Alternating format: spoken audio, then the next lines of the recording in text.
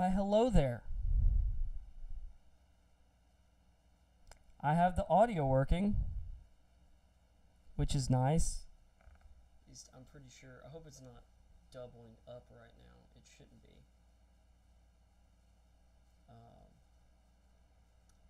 But you know what? I'm going to check because, you know, that's what I've got to do now is check whether things are actually working or not. Because nothing actually works for me half the time. Yep, nothing's doubling up. Thank goodness. So this tech test is live, and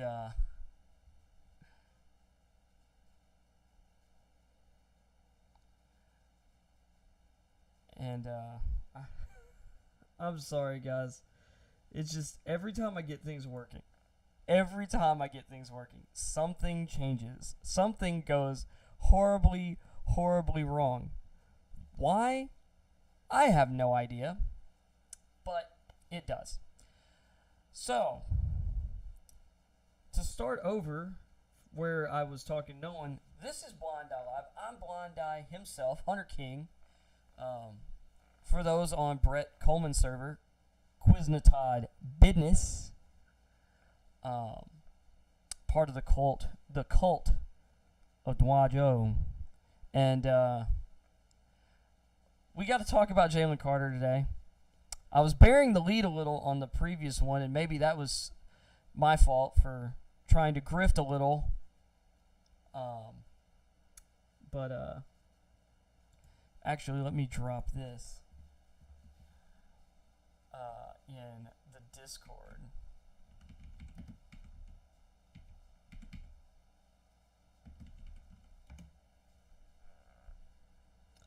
But we're doing it live, people. We're doing it live. Man, I am so scuffed. But anyway, if so I was going on a rant about how this is really great impassioned rant, and it's lost to history now because it's, you know, no one can hear it unless you're standing outside my apartment. What the? That was I just had an alert go off. That's never happened before.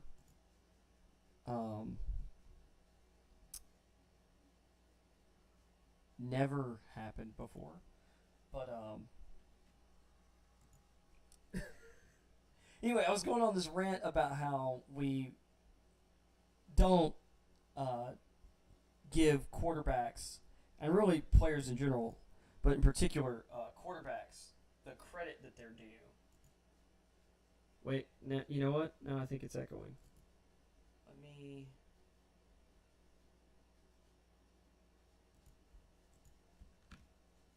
me check what's going on here. Yep. How about now? I think it's working now. There we go.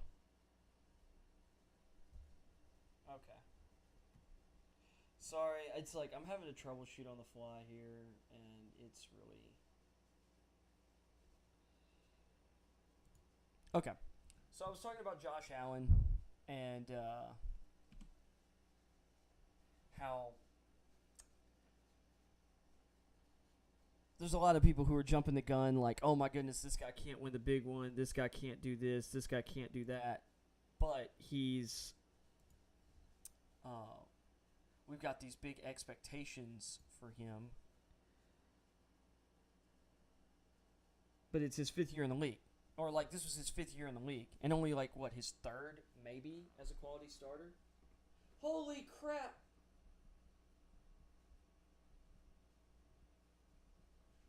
Dude, Brett Coleman?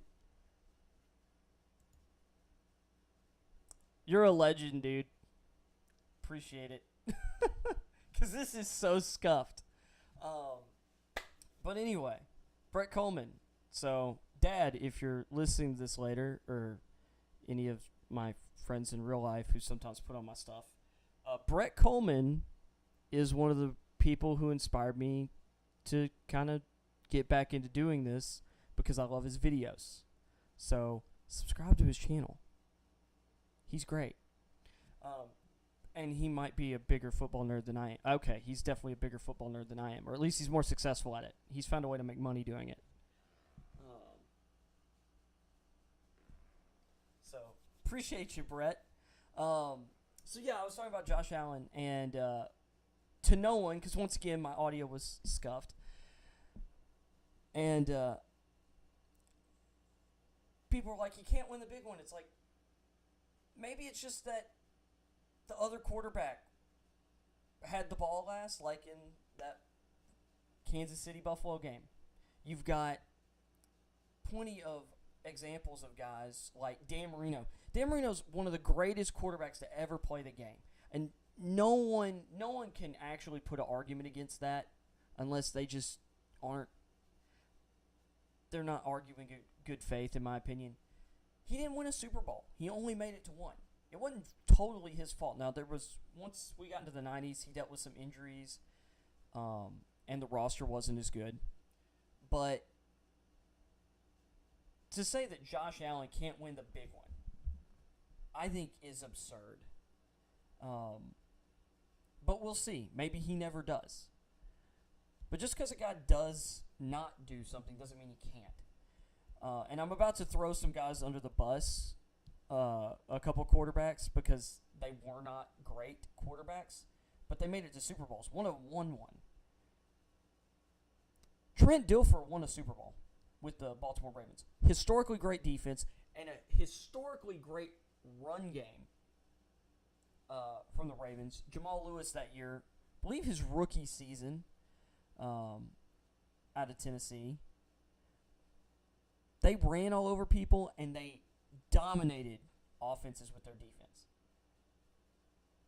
And also had great special teams play. Most people just ignore special teams unless a kicker misses a kick. Or it's Devin Hester, which they had like a really good return man. I believe his name was Michael Lewis. I believe was the guy's name off the top of my head. And he had a kick return touchdown in that game. But their special teams were amazing. And special teams can win you games.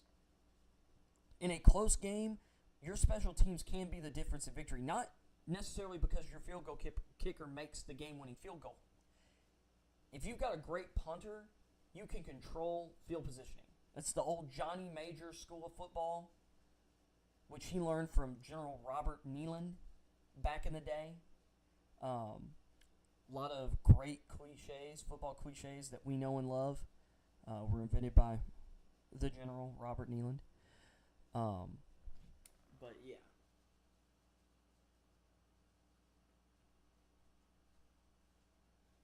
And my audio's mono again. Let me double check this as I vamp. So, let me look.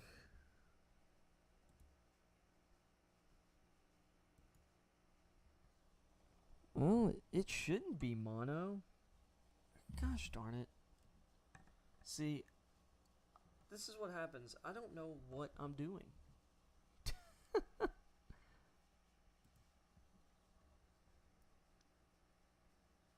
Let's see. I'm going to...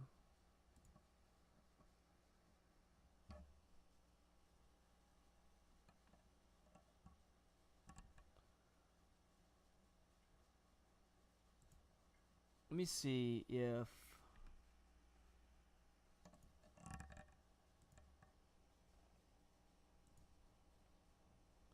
Let me see if this fixes it. Man, I wish this stuff was simple. Wouldn't it be awesome if this stuff was, like, simple? Let me try this. See if that fixes anything. Oh, take it. Pop back over here. Let's see. No, I guarantee you it's not your headphones. I guarantee you it's because I'm scuffed at this. I wish I was making some money so I could pay a producer to do this for me. And I'm also blind. I don't know if you noticed me leaning over here. That's me leaning into the screen. There's a reason I call myself Blind Eye. It's legit. I do wish it were simple. Okay, let me go back to properties. But anyway, not every quarterback, while I'm going through this, not every quarterback is blessed with, jumping into a situation like Tom contender when the starter got hurt. I mean, let me see. Did that change anything?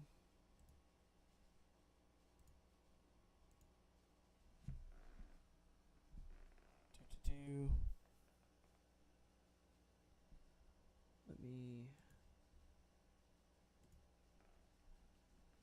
Man, this is so scuffed. Okay. Yeah, what the... Do I have my microphone faded or something, maybe? No. It's also quiet compared to usual. Yeah, what the... Do I have my microphone faded or something, maybe? Well, there we... It's also quiet compared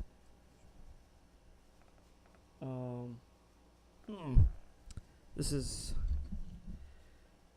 Well, there we... See, why can't things be simple? This is... Well, sorry to make people, why can't things be simple?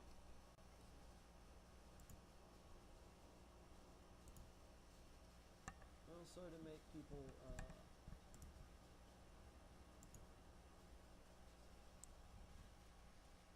Man, I just don't... I don't understand what I'm doing wrong. Like, why have I made the tech gods mad? I don't understand what I'm doing wrong.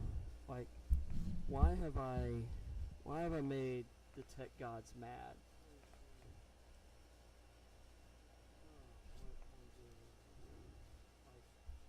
And now I think it's echoing.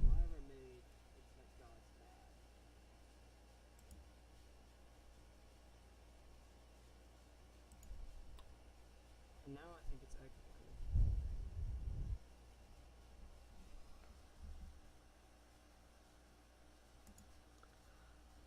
What if...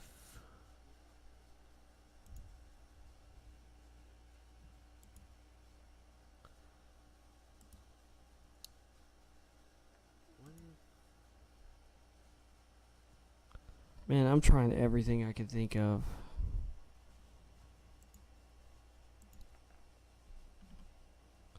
The only thing maybe that's...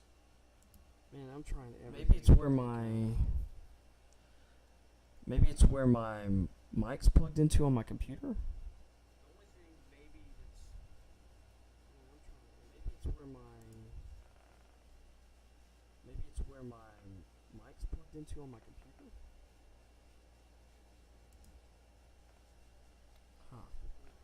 Let me pause that.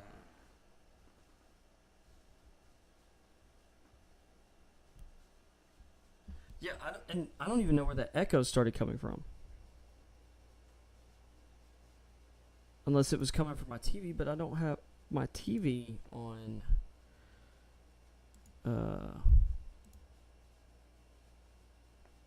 Like I have my audio for that coming through my headphones, so that should be it.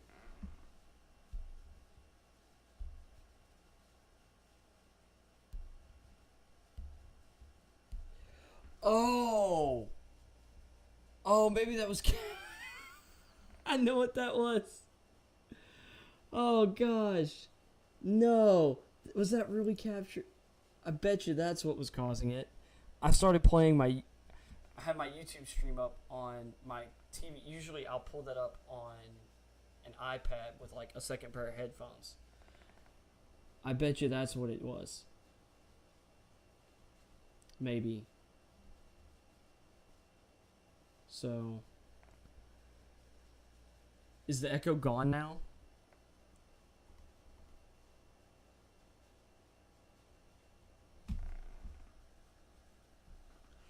Okay. So, let's... Man, I'm about to do something drastic.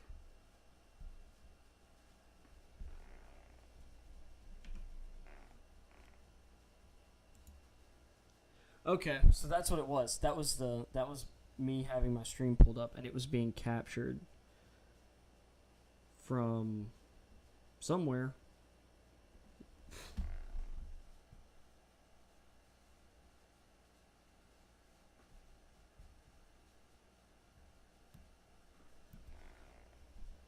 Oh boy. Okay, so I'm about to do something drastic. I'm going to attempt to change where my microphone's plugged in. So,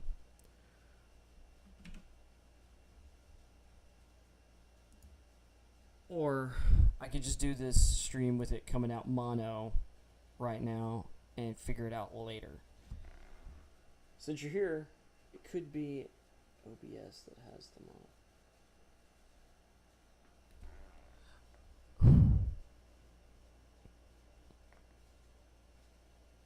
Well, I was looking in the properties of my stuff, and it was like down mix to mono, and it's like I don't have that selected. That's what's I'm finding confusing. Like, I don't know what... Wait, what does this say?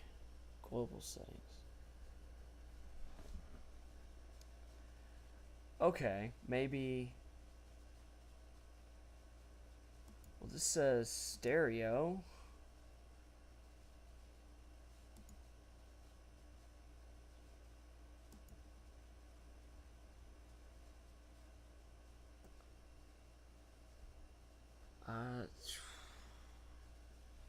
Man, I'm not...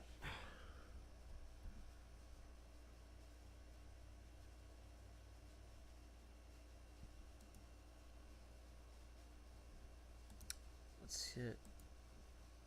Okay. So that's set stereo.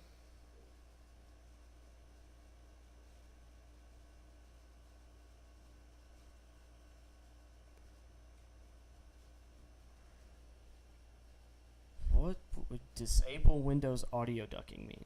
Man, this is turned into a tech stream where the person's talking about stuff he knows nothing about. Look in the mic properties. It could be imprinting as well. Okay. So I go in here. Properties. So I've got my Samson mic. Maybe, you know what? What if we go into the computer's audio settings?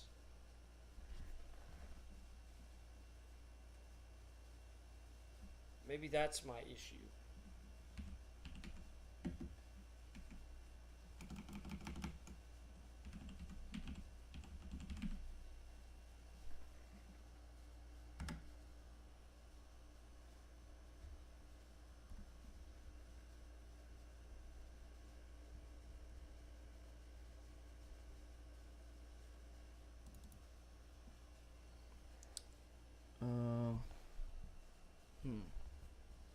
Well,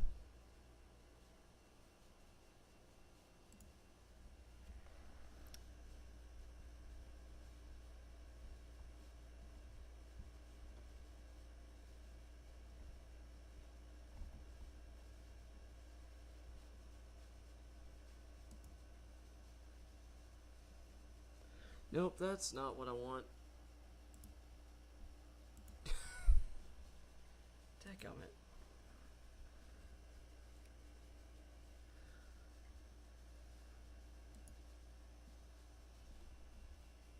Oh boy.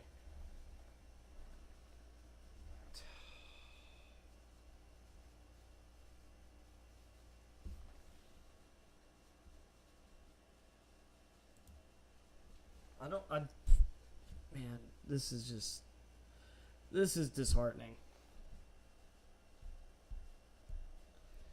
Because I don't...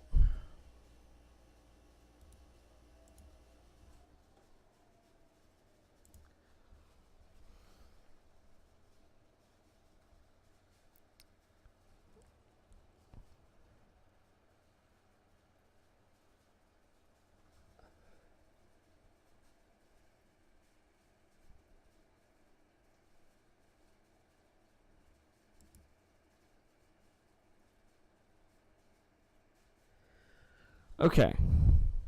Did that change anything, what I just did?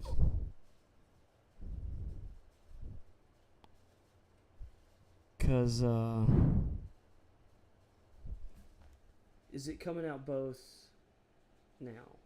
If you're still here. Oh, no, I can't read the chat. Hey, Bulldog, if you're still here, did that change anything?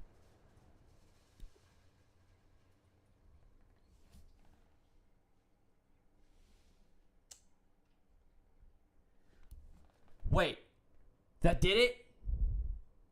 Because if so, the way Streamlabs has it labeled would make me think that what I just did would have turned it to mono.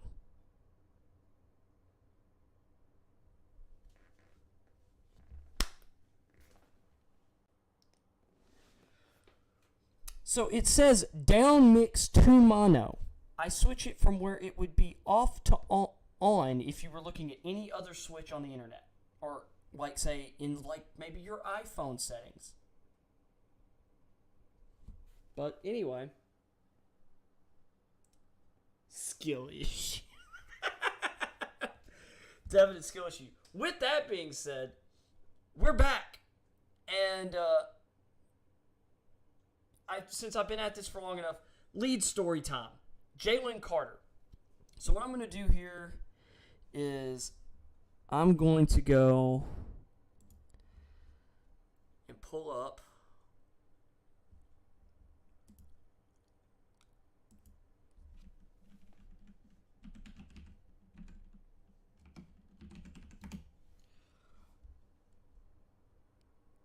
we're going to go to ESPN here. I'm going to see if I remember how to do this.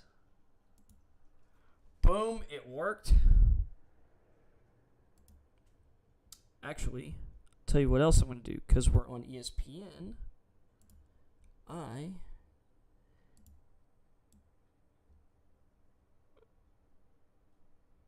going to do this, because I'm going to be doing some reading.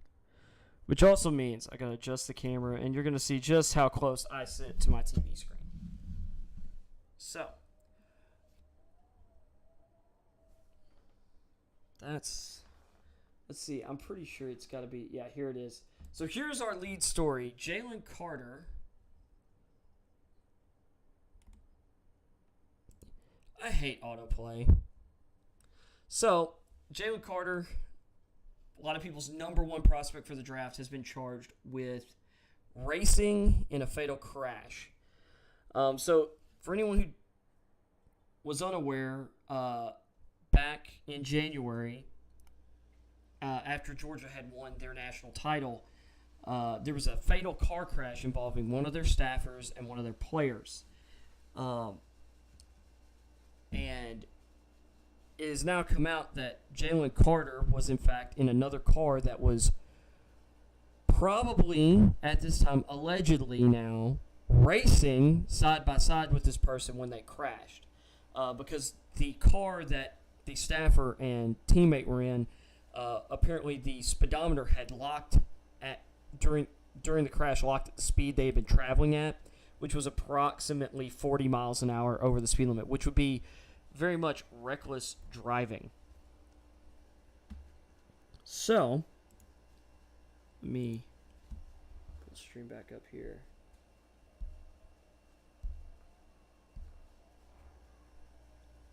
Thank you for saying I didn't boomer it, because, man, I was feeling like I was boomering it. So, Carter has now been charged with reckless driving and racing. Reckless driving and racing in connection with a crash that killed a teammate and a coaching staff member. So the Athens Clark County Police Department, this is in Georgia, has issued an arrest warrant. He has left Indianapolis. By the way, you know, it's Combine Week. He was in Indianapolis, and he was scheduled to speak, have media availability this morning with a number of the other defensive line prospects, including Tyree Wilson and Will Anderson. But he has left and, you know, doing his, doing the responsible thing and, you know, facing this stuff. Carter was allegedly, the Associated Press reported on filings obtained earlier today. Carter was allegedly racing his 2021 Jeep Trackhawk. This man had a Jeep Trackhawk? Against the 2021 Ford Expedition. Man, why are you racing in an man. I can't say anything. I did some really silly things when I was a teenager. Of course, those were all on a BMX bike or a four-wheeler, not on a highway. Man, this is terrible. Which, of course, that car was being driven by their recruiting staffer, 24-year-old Chandler LaCroix. Yeah, that's a Y. Which led to the January 15 wreck. Man. So, the big issue here, because I don't want to read the whole article. I'm going to give you all the skinny. So, Carter initially testified that to police, like his initial statement to police was that he was a mile away or something like that, and you know, he came across the scene. When his later testimony reflects that he was there, he was driving next to their car when the crash happened, and or at least he had been driving next to the car around the time the crash happened, that he was there. So basically he lied to police's initial statement. And it's likely because, you know what? Let me pull that article back up real quick. I do want to check this before I say it. Of course, the player who was a passenger in that car driven by the recruiting staffer was Devin Willick, who was an offensive lineman. Let me see. I will say the charges against him, reckless driving and racing, are both misdemeanors in the state of Georgia. Man, I mean, this is just tough. You hate it. One, because you hate the initial fact that, you know, people lost their lives.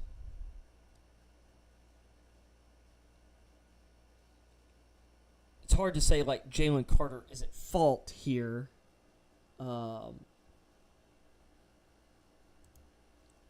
But, you know, some poor decisions were made, and someone lost their life. And JALEN is going to have to deal with that for the rest of his life. Let's see. Evidence demonstrated that both vehicles switched between lanes, drove in the center turn lane, drove in opposite lanes of travel, so they were on the opposite side of the road.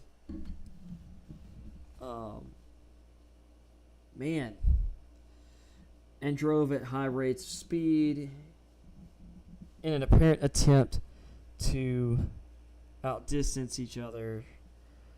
That's a weird way, like, sometimes they use technical terminology. Outdistance each other, I think it would be more outpace, but whatever. Let's see. Police investigators have determined that alcohol impairment, racing, reckless driving, and speed were significant contributing factors. And so this is the thing, because that's what I was looking for before I said anything, was, if I remember correctly from reading the original report, that the staffer who was driving the expedition was impaired by alcohol. Let's see here. A toxicology report indicated that LaCroix's blood alcohol level was 0.197, more than double the legal limit in Georgia, which is basically the same everywhere, 0.08 at the time of the crash. Holy crap. And that SUV was traveling about 104 miles per hour shortly before the crash, which, my God. Although I'm also going to say that I have been a passenger, because I can't drive because I'm blind, haven't been able to drive, never had a driver's license. But I've been a passenger in a vehicle that was traveling over 100 miles per hour one time, and that was honestly terrifying because I did not trust the driver to drive that fast. Also, I've never ridden with that person again. The charges announced today are deeply concerning. And if I'm not mistaken, Jalen Carter has had had a previous basically reckless driving offense where he was driving like 40 miles an hour over the speed limit.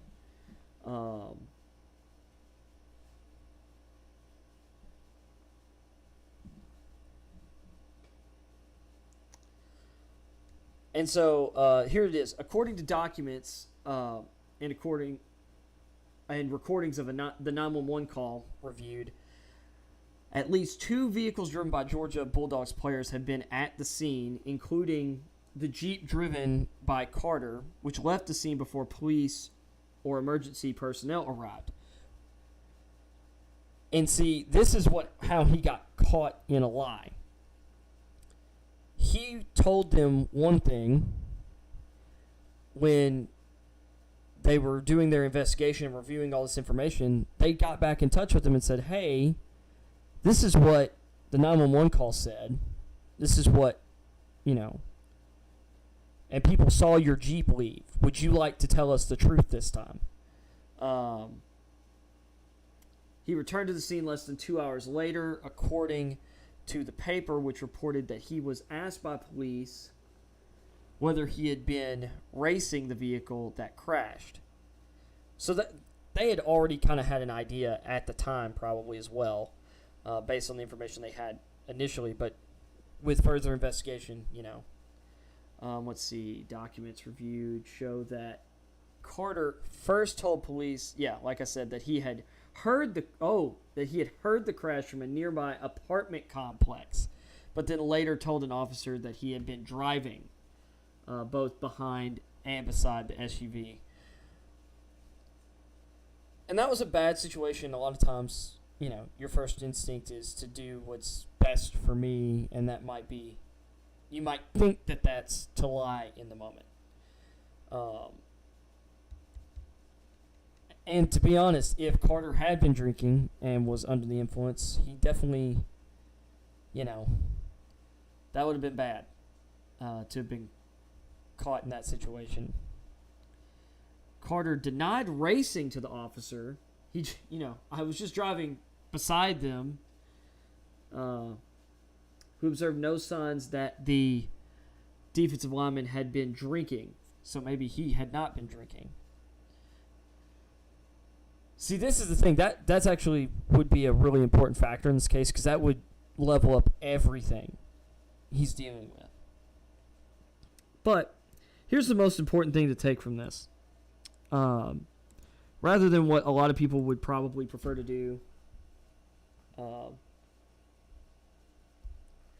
yeah, you're right. Lying to the cops is or can be a felony. It's not always taken, or that's not an option that's always taken by law enforcement.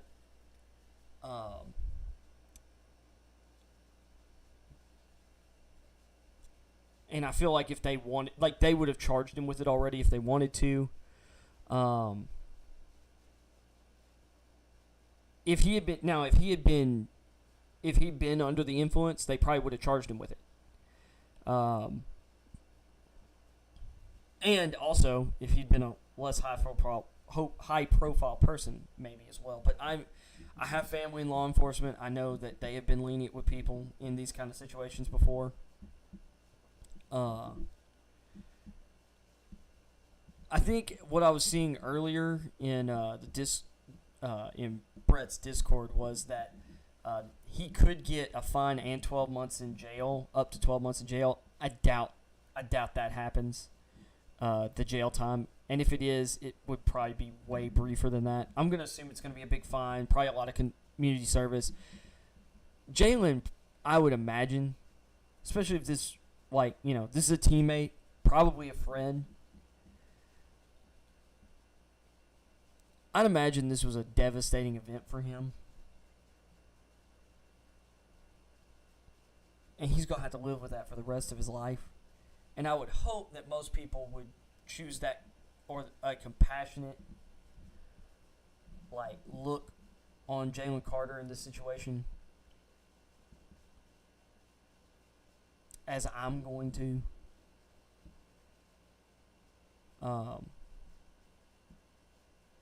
My thing is, though, did he know that they had been drinking? Or at least that staffer had been drinking? Because I would say that also would would be in my thought process of well, if I knew this guy was drinking, maybe my thought process would be different. But this is a tough thing. It's going to be very interesting because this is going to call into a question this is draft season, which is big for me. I mean, my channel in the past, this is the bulk of what I do. And it's going to have big implications. Because, everybody kind of feels like this is who the Bears are going to draft. That this is number one on the Bears board. He's a perfect fit for Matt Eberflus's defense. Really important position, that 3 technique, penetrating interior lineman. So, but this is definitely, this is a tough situation to talk about. So, with that being said, that's kind of the big story. Since I've talked about it, it kind of feels scummy to talk about the ramifications on the draft right now. Since I've just gone over it, as much as I would like to, or as maybe I'll do that at a different time. But I'd feel scummy about that, and I'd rather move on and talk about some other things. So, it is Combine Week. And I've got some guys that I'm super hyped about seeing what they're gonna do. I think I've got a list of workout warriors that are gonna be, or guys that I think you're gonna want to follow this week. Yeah, I'm definitely thinking probation for Carter. I'll tell you, and I think Jalen Rose, I love to quote Jalen Rose at times. I used to be a big fan of his show with him and David Jacoby, their Grantland podcast from which is crazy. That's been 10 years ago now. I remember him saying, he's like, man, once I got to the league, he's like, I don't drive anywhere. I always have a driver. So it's like, that way I can never do anything that gets me in trouble. I don't have to worry about a thing. I don't know why any NFL athlete or any rich person ever drives on anything that isn't I've got a sports car and I go to a raceway to drive it. If I could just afford to pay to be driven everywhere, bro, I'm doing it. Which, of course, I'm blind, so... Or going blind. I'm not totally blind, obviously. Because I'm reading. I know I'm this close to the screen, but, there's at least some sight there. Just get an Uber. Exactly. So, but here's kind of my list of guys I'm excited about. Now, the quarterbacks, Bryce Young is the only quarterback not throwing. Richardson, I think Anthony Richardson is going to put on a show. I really do. Will Levis probably will too, but I think Richardson's going to steal it. His arm talent's ridiculous.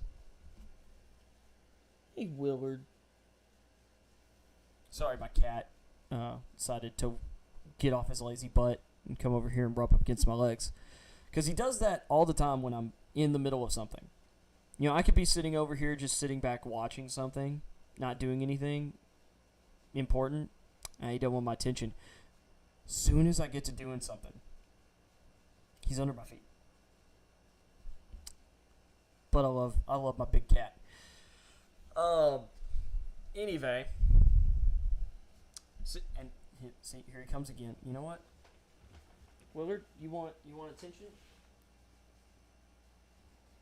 What is up with you? Why are you being so weird?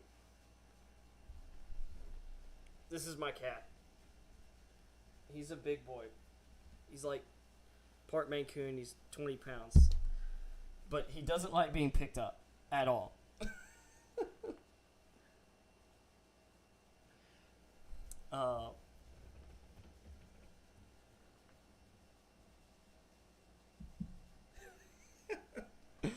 But yeah, so...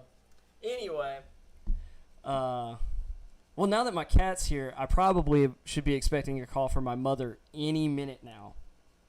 Because she's always seems to call me or my father or my sister while we're in the middle of the most difficult task of our day. My sister could be in the middle of the most complex color job at her salon that she's ever had, and that will be the moment that my mom somehow finds to be the perfect time to call. Not that she knows, because obviously she doesn't know. It's just it feels like some people just have a superpower of just the worst possible timing. And that is my mom with phone calls. If you go back through my stream archive, I'm sure at some point in probably, I'd say 50% of my streams, if not more, I'd get a call from my mother.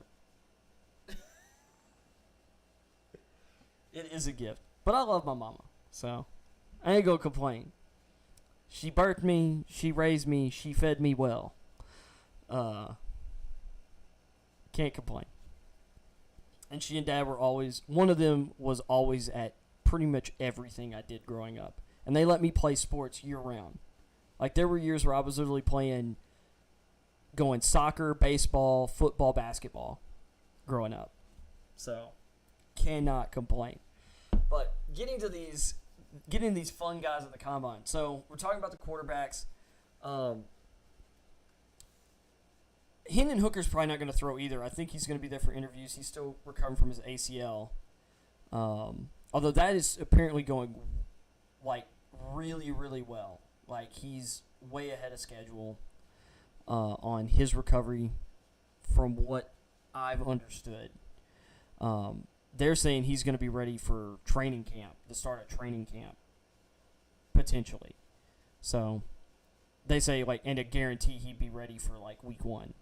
I don't imagine that whoever drafts Hendon Hooker is going to be hoping or having him start year 1 or, like, competing for the starting job year 1. Also, he's just a tricky eval entirely because he's going to be 25 at the start of the season. Like, he's kind of an older quarterback prospect, and that's tricky. Although, I don't agree with some people who say he's like a one-read, like a first-read quarterback. He absolutely can or has shown, like, the ability to go through progressions. It's just a lot of times he hasn't had to because the, like, first read, like, that first concept almost always would get people open. He does have some accuracy inconsistency because of his footwork. It's like when he's got all day to throw, his footwork gets lazy. He's actually, in my opinion, better when he has to kind of manipulate the pocket or maneuver a little bit and then throw. I think his footwork's actually better because he's not standing flat-footed in the pocket. But we're not going to get to see. We're not going to get to see any of that at the combine or whether he's improved on that at all. Some other guys that are interesting. It'll be interesting to see some of the arm talent for some of these other quarterbacks. There's a lot of kind of smaller-bodied QBs. Like, Bryce isn't throwing, but Jake Hayner is kind of a smaller guy. His tape's good, though. He kind of reminds me of Gardner Minshew in some ways. Like, I'm getting, like, vibes like I had with Gardner Minshew. I'm like, this is the day 3 quarterback prospect that I would hitch my wagon to in this year's draft. Because Hooker's going to go day 2. Or at least he's got a day 2 grade for me. Let's see.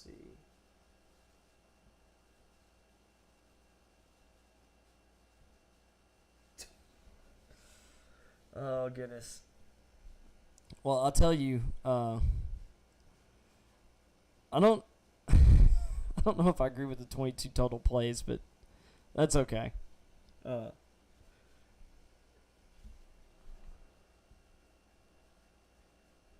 could see him going on day 3 because of the injury and the age, absolutely. But I don't know. I think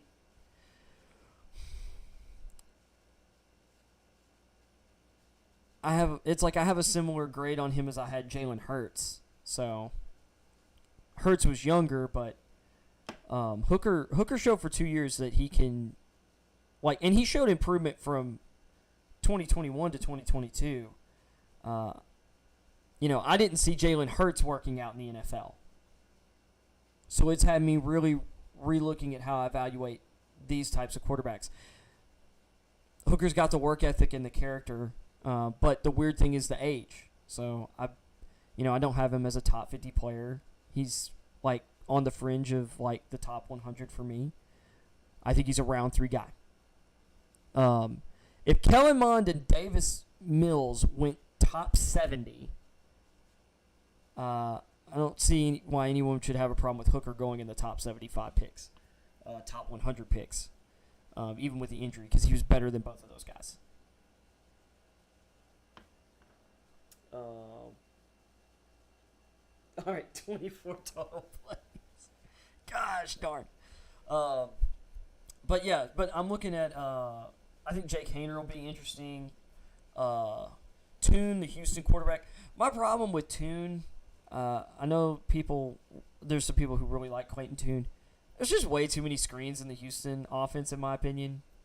Like, way too many screens on his tape.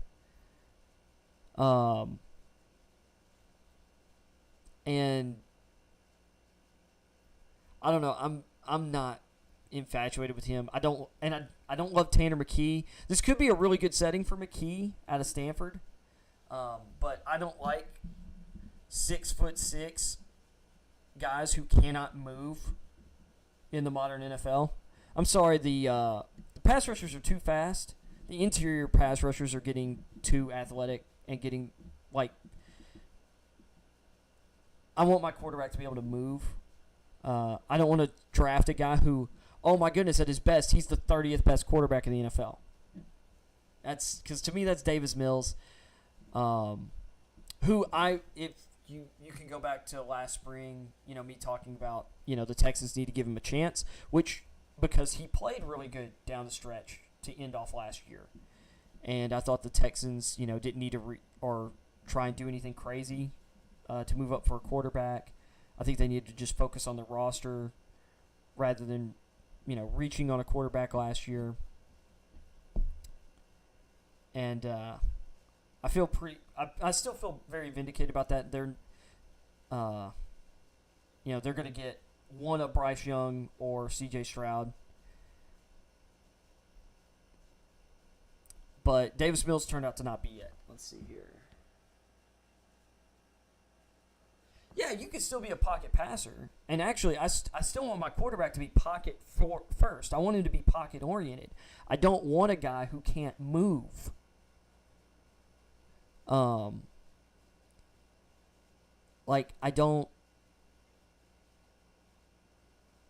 want a guy who can extend plays. I want a guy who can, because this is the other thing. Like, Mac Jones is a pocket passer. Joe Burrow is a pocket passer. Joe Burrow's not incredibly athletic, but he's athletic enough. Mac Jones has far better, pocket sense and pocket mobility than Tanner McKee does. Tanner McKee's Brock Osweiler with a slightly better arm, I think.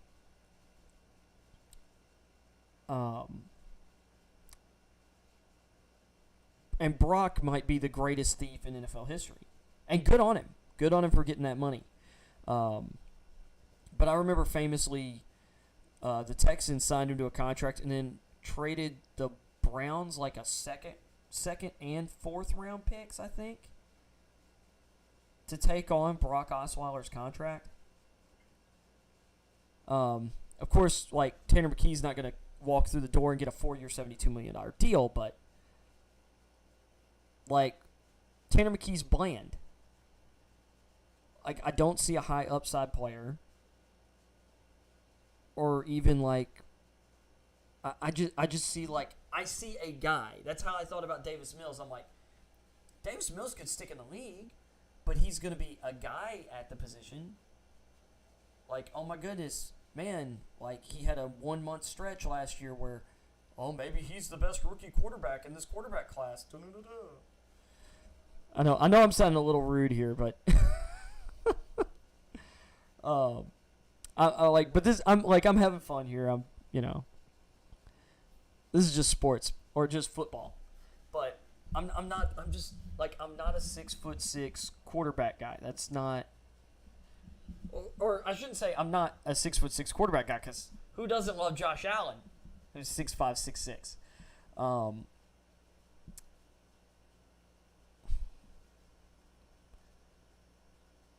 I just, if you're going to get him, if you take Tanner McKee before you take, and I'll say this, if you take Tanner McKee before you take Jake Haener in this draft, you're silly, in my opinion. And I would take Hooker over Tanner McKee as well. Cool, you drafted a guy who in my opinion will just always be a guy. Go off, Queen. Hey, the last name is King, but thank you. At least you understand I'm royalty. So some other quarterbacks, Dorian Thompson-Robinson out of UCLA. This could be a really good setting for him. I'm not super high on his NFL chances, but he probably should get drafted. Skylar Thompson last year, I think, got drafted in the 7th round. He at least got picked up undrafted, but DTR has at least enough tools, athleticism, what have you, that I think he could maybe be something. Probably not a starting NFL quarterback though, but maybe he could be a backup. Maybe he would fit for a team that does a lot of he might be a fit as a developmental backup for a team like Philly or Arizona or Baltimore, who have athletic quarterbacks. You know, you want someone who brings some of the same tools to the table. Because to me, that's one of the things in Atlanta, like, you take out Kyler Murray and it's Colt McCoy, who can't do anything Kyler can do. That's, you know, to me, that's not like the ideal backup. Let's see. If you're royalty, then call me the French. Does that mean you surrender quickly at the first sign of trouble? Anyway, moving to the running backs. Man, my nose is itching right now. Moving to the running backs, we've got one of the deepest, most fun running back classes I think we've had since, well, at least the best one we've had since 2017. We have a generational, and I will say, a generational potential prospect in B.J. Robinson. I think some people are saying he might only run a 4.5. Even if he does, he's a generational prospect. In my opinion, he's got every tool in his bag, and I think he's going to run in the 4.4s. I don't know if he's athletic.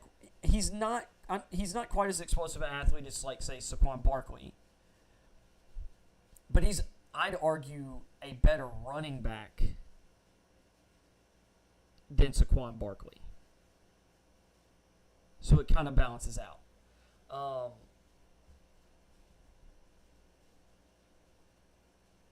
I mean, you can basically have Bijan do whatever you want.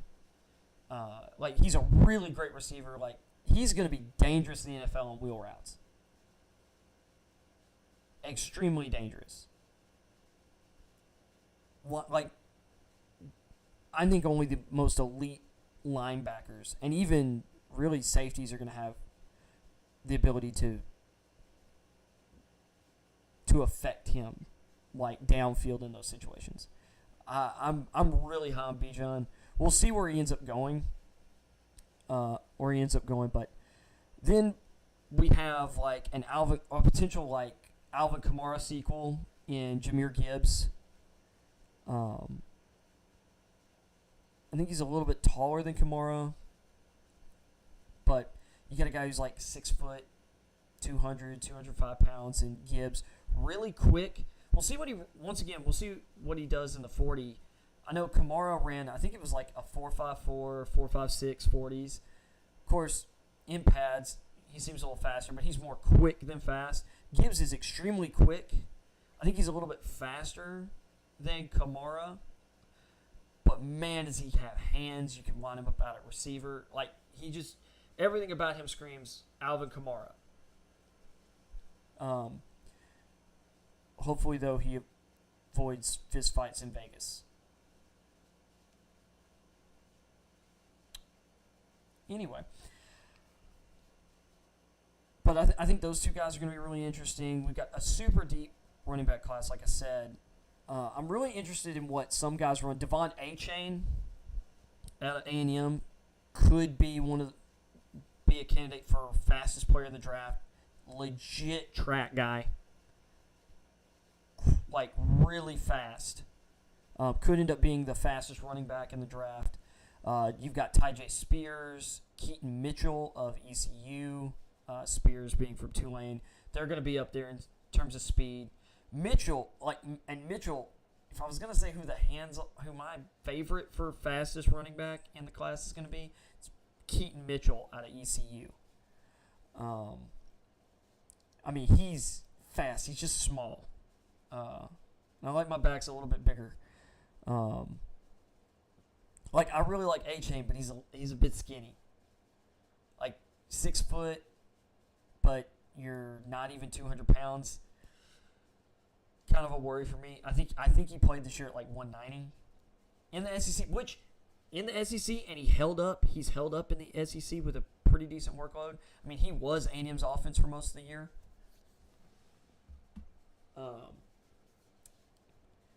I could just go down this whole list. I think Zach Evans out of Ole Miss is going to be interesting. He dealt with some injuries this year, but this is a guy at TCU. I know at least for one season, but I think for his entire time at TCU, averaged over 8 yards a carry.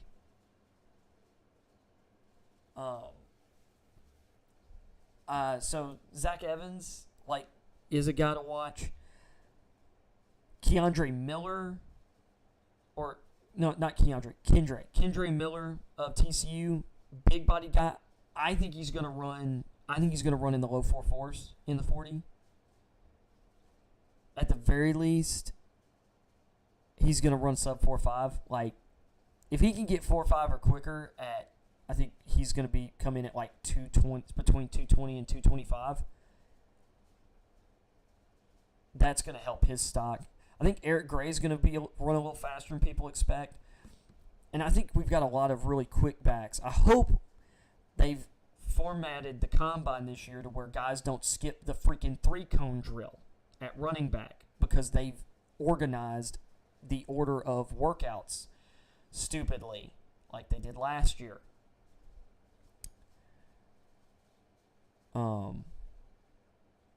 But there's an opportunity. I think the combine is going to be really big in the stacking of this draft class, because let me pull it up. Let me see. I'm not going to pull it up on stream, but there's a draft board that guys have been working on, and we finished all the running backs. To me, and Deuce Vaughn's another guy. There's at least 21, or at least 20 useful running backs. I would say 21, because they're a little lower on one of the guys than I am. Although, to be fair, I caution them very heavily against that guy. So, but let's say we're 20 deep in guys who could be real difference makers in at least a running back by committee offense. And, I'm looking at about 10 of these guys, maybe 11, who, could end up being using the combine to really launch their stock because of their athleticism. I'll say this. Out of everybody, though, that I've named, there's one guy I haven't named, Zach Charbonnet out of UCLA. The combine might actually be the most important for him, because I think his speed is maybe the one thing that is holding some people back from maybe putting him in the... I don't think anybody's putting anyone on the tier with Robinson, although I'd argue that Gibbs is basically there because of running back value right now and because of his receiving talent. But if you're going to talk about, into the first round, top of the second round running backs, Zach Charbonnet is also right there. And if he has a good combine, he might just put himself right there with those guys.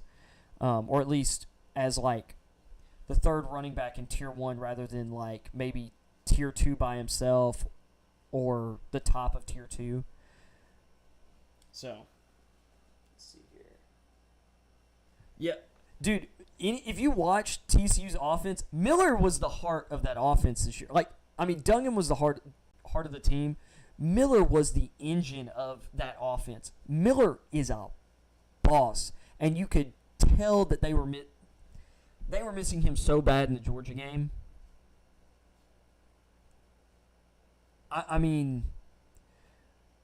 Quentin Johnson has gotten all the headlines. Miller was the dude. And here's how good Miller was. Zach Evans transferred from TCU to Ole Miss because Kendre Miller was the number 1 there.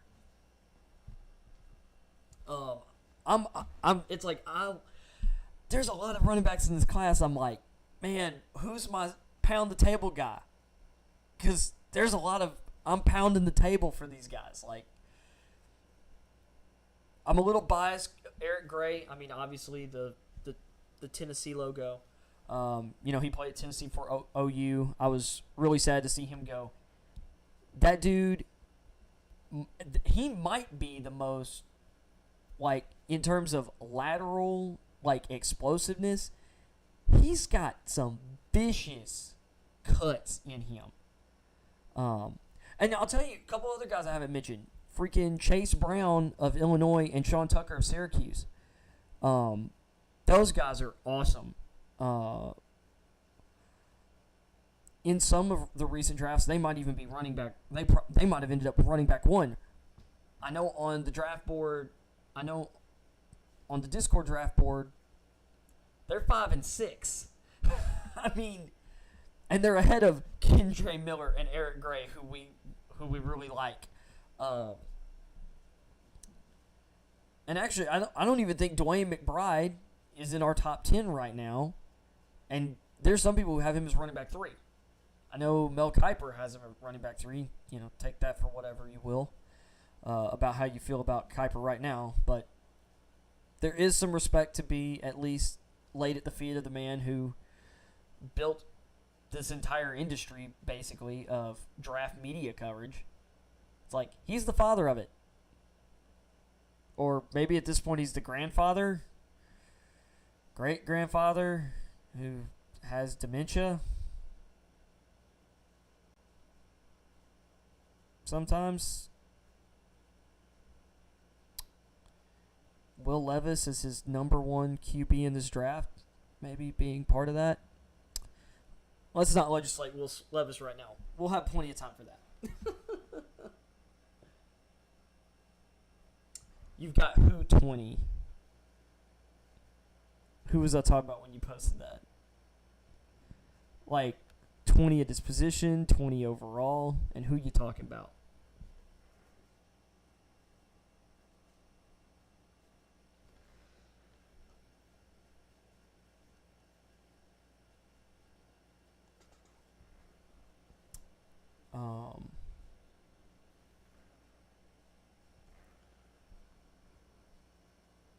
Let's see. Before I move on to receiver, any more running backs that I'm blanking on? I'll tell you a guy who might be able to make himself some money is Tyon Evans out of Louisville, another former Tennessee back who transferred, which he transferred because he couldn't hack it in the classroom. You've got Miller 20 at his position, or someone else. McBride, maybe 20 at his position.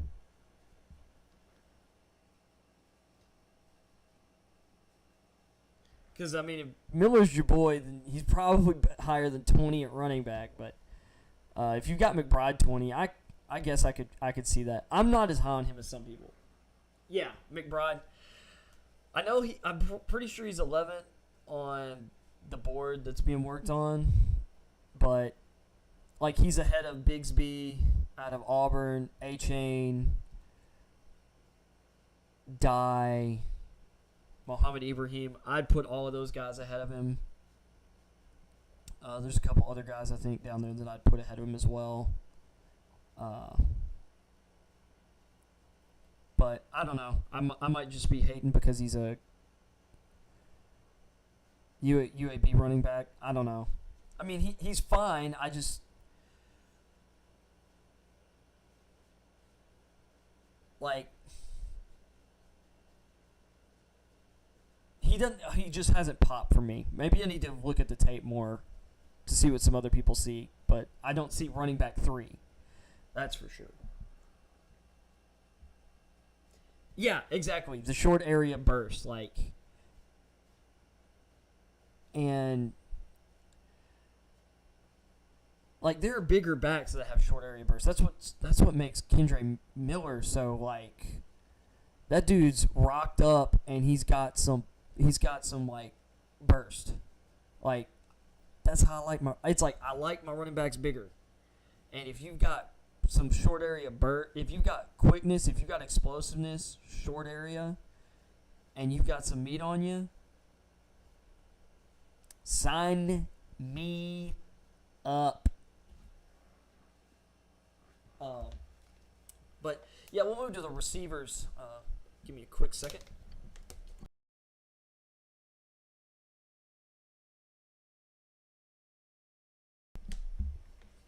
So this receiver class is going to be a interesting one because we don't have a Jamar Chase, Devontae Smith. We don't have a Justin Jefferson. And yes, I say Justin Jefferson because I had him wide receiver 1 that year. I had him ahead of CeeDee Lamb. I had him ahead of Jerry Jeudy. I was all over Justin Jefferson in the 2020 draft. I thought he was a legit number 1. I was not worried about because there were speed concerns prior to the combine, and he ended up running a faster 40 than CeeDee Lamb or Jerry Jeudy. People were worried he was just a slot guy, and it's like, no, he's not just a slot guy. People talked about how Chase was more explosive. It's because Jefferson, when you have Chase and Terrace Marshall, you have these guys who are deep threats.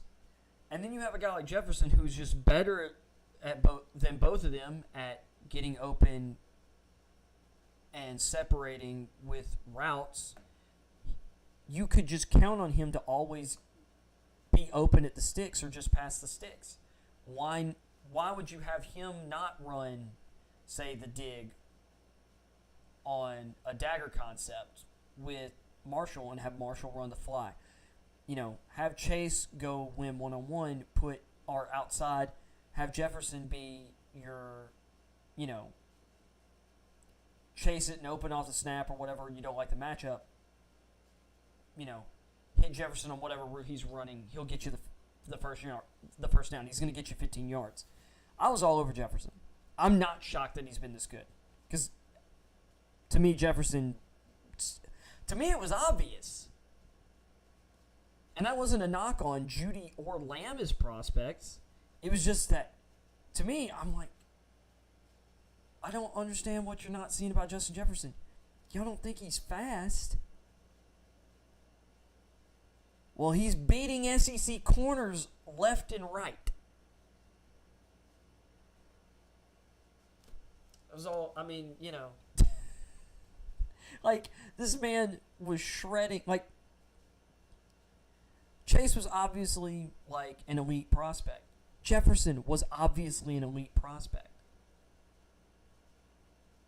I remember for a long time, like, it seemed like there were a lot of people who just were adamant that they would not put Devontae Smith as a higher prospect than, like, Jerry Jeudy or Henry Ruggs. I thought it was clear that year that Devontae Smith was the best receiver on that team. And I still contend he's a better receiver than Jalen Waddle. Waddle's just ridiculously fast. But, in 2021, I had a 1A, a 1B. I had Chase and Smith as 1A, 1B. And personally, if I was going to pick between the two, I'm pretty sure back then I was saying I would pick Devontae Smith. But, we don't have those, or a guy like that this year. We don't have like, to me, like this surefire home run, Hall of Fame candidate receiver prospect. That doesn't mean we don't have a bunch of really good, fun receivers. Starting with Zay Flowers, who's going to light up the 40. I'm looking at 4.3s. I think there's a bunch of really fast receivers in this draft. You look at Josh Downs out of UNC. Maybe he doesn't run in the 4.3s, although I think he's definitely got the ability to hit that kind of speed. But Flowers and Downs and Jerome Addison, Jerome Addison. I do that all the time. It's Jordan Addison. I don't know why I want to call him Jerome. Jordan Addison, who, won the Blitnikoff at Pitt last year, in 2021, and then transferred to USC this past season. Addison's really smooth, but I don't think he's going to challenge for, the 40 crown. But all he's really got to do is run in the 4.4s, and he should be a safe, top 20, top 25 pick. Really smooth route runner. stuff you could maybe say he's comparable to Devontae Smith, but he's not as long as Devontae Smith. He's not 6 feet tall, and his arms aren't as long. And he's not quite as quick or as fast.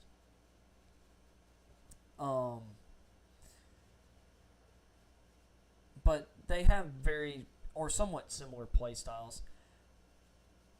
Flowers and Downs are just so fast. And here's the funny thing. Like, I've heard some people say, like, Downs isn't, like, the best route runner yet. And I think that's true. I actually think, through film study, Flowers is a better route runner, but not necessarily on every route. There are some routes that Downs is just better. And some of Downs' routes, he does things differently, and they work really well. I saw him run a weird, like, slot fade thing in the red zone where it's like he starts to do a hitch, but he basically does, like, a full, like, spin and then run, like, a few yards downfield and then runs a fade to the back corner of the end zone. And I'm like, what even is that route? It was amazing. And it was super effective. And it wasn't like it looked stupid. But it was just like, I've literally never seen that before. His whip routes are insane. Like, Downs just knows how to get open. He knows how to create separation. I think he'd be a really great fit in Baltimore to give some speed. And he's one of the best contested catch receivers in the draft.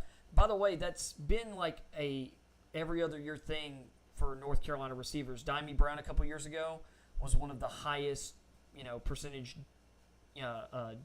contested catch rate guys in his draft class. I couldn't believe he fell as late as he did into round 3. Hopefully his former college quarterback, Sam Howell, can get him some targets this year in Washington. But they've got a lot of mouths to feed out there. And when you've got Terry McLaurin and Jahan Dotson, I mean, and I think Curtis Samuel's still there, like, Dimey Brown's probably going to be the 4th option. Maybe because you've got Dotson and McLaurin, maybe that actually they pull from Samuel, like snaps from Samuel instead. And especially Dotson probably is going to play most of the slot stuff. You have Dimey Brown as like your kind of Z receiver. Or I say Z as like your kind of more physical receiver. Because like he plays like much bigger in his size. Like if you watch Dimey Brown's college tape, like he plays like he's 6'3", 6'4". I mean he just bullied defensive backs at the catch point in college.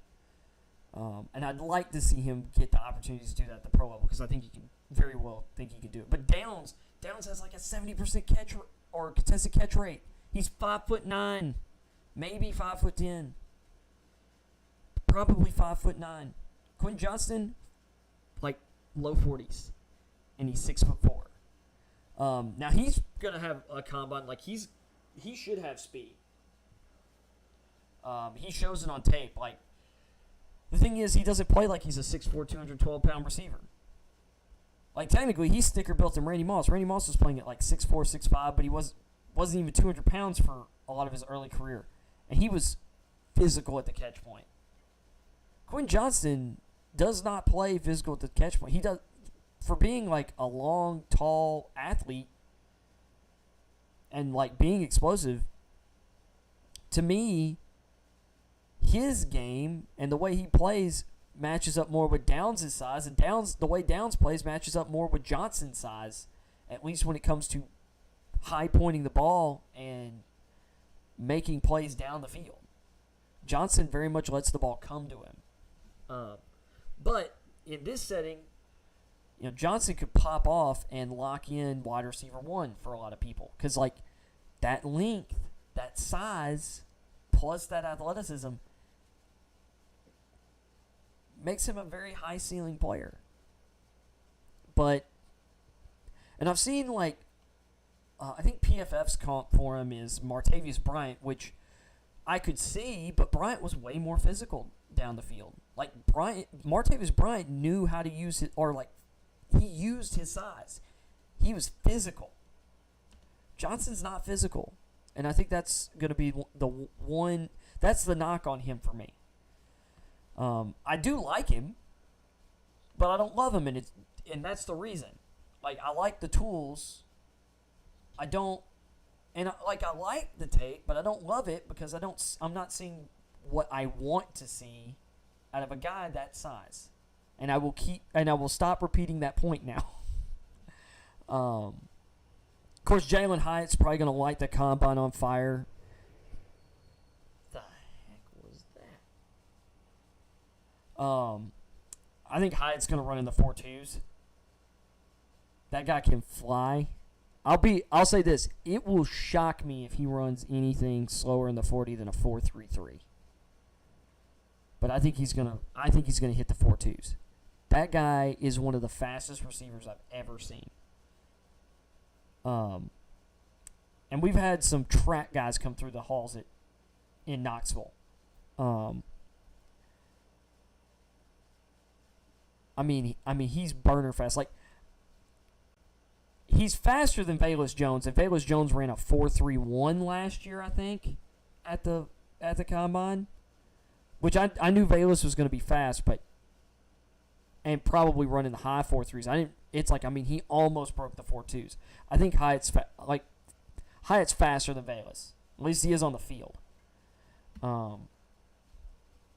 His issue is like he didn't run like a very advanced route tree at Tennessee, which isn't a total. It's not a total killer for his pro chances because he wouldn't be the first guy who was raw, didn't run like some crazy route tree, and then had success. I mean, like, no one can go back and say that Tyreek Hill was just some dominant, like, number one receiver in college that ran like some crazy route tree and had crazy route running ability. But Hyatt's projection, Hyatt is going to need to develop some stuff. You put him in the right situation, like, say, the Chargers, where he can line up in the slot between Keenan Allen and Mike Williams and punish safeties and nickelbacks down the field. And the guy's got a work ethic.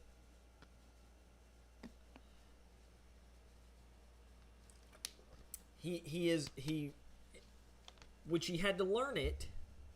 Which you say, well, if he had to learn it, that means he might lose it. It's like, no, some guys just don't get, the light doesn't come on until a certain point. He was supposed to be the breakout star in the receiver room in 2021 and ended up being Cedric Tillman. And he recognized why. And he'll tell you because he told everybody last spring during spring practices and workouts. He said, I'm doing everything Ced's doing. It's like I saw Ced last year be, you hear the cliche first man in, last man out. He said, that's not the way he said it. He said, every moment he could be in the facility working with a coach doing something, Cedric was doing that last year. And Cedric Tillman popped off in 2021. So Hyatt just shouted him and did everything Tillman did this past spring. He put in the same work, and he had incredible results. Which, Tillman picking up some injuries definitely helped Hyatt become like the number one in the offense. But, I mean, Hyatt basically was still playing the same role he was playing anyway. Because Tillman was playing the outside physical role. Hyatt was playing like our deep threat role.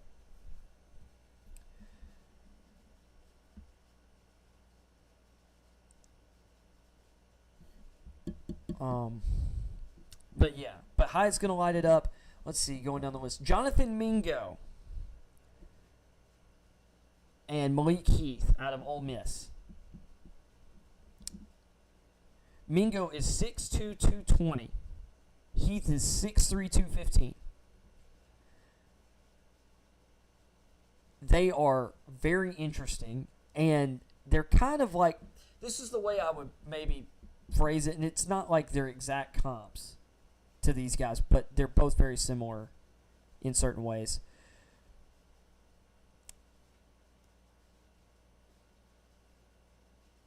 Mingo's like a discount version of A.J. Brown. He's a little bit taller because he's 6'2", but he's thick built. He's aggressive, extremely physical, and one of the best contested catch receivers in the draft. If Quentin Johnson played downfield the way Jonathan Mingo does, Quentin Johnson would be a top 10 pick lock. Mingo has flown up the Discord draft board, which I may have been the first one on that train. So, whoop whoop. Big fan of Mingo, and Heath's good too. Heath, I saw someone else with this comp, but it's who I thought during the college season. I'm trying to remember who I saw put this comp for Malik Heath in the Discord, but it was DJ Chark was his comp, and that was right on the money because that's who I saw during the college season. Because I mean, he's built pretty similar. He's a little bit thick, like he's a little bit heavier. Because Chark I think was like 200 or was under 210 at LSU, whereas Heath's like 215, 216 right now, or at least he was during the season. We'll see what he does at the or what his measurables are at the combine, but he's a perimeter receiver who has some juice. I don't know if he's quite as dynamic after the catch as Chark. I need to dig more into Heath's tape because I've been paying more attention to Mingo. You can do just about anything you want with Mingo, but he is a dominant downfield, throw the ball up. Like Jackson Dart was throwing up some stupid passes, and Mingo was either catching them, getting his hands on them, or making sure the defenders didn't catch them. I'll say this. There is something to be said when a quarterback's just willing to be like, oh, hey, he's down there somewhere. I'm just going to throw it. Oh, there's 3 guys? It may not be complete, but Mingo's going to make sure this isn't picked off. Like, I love him.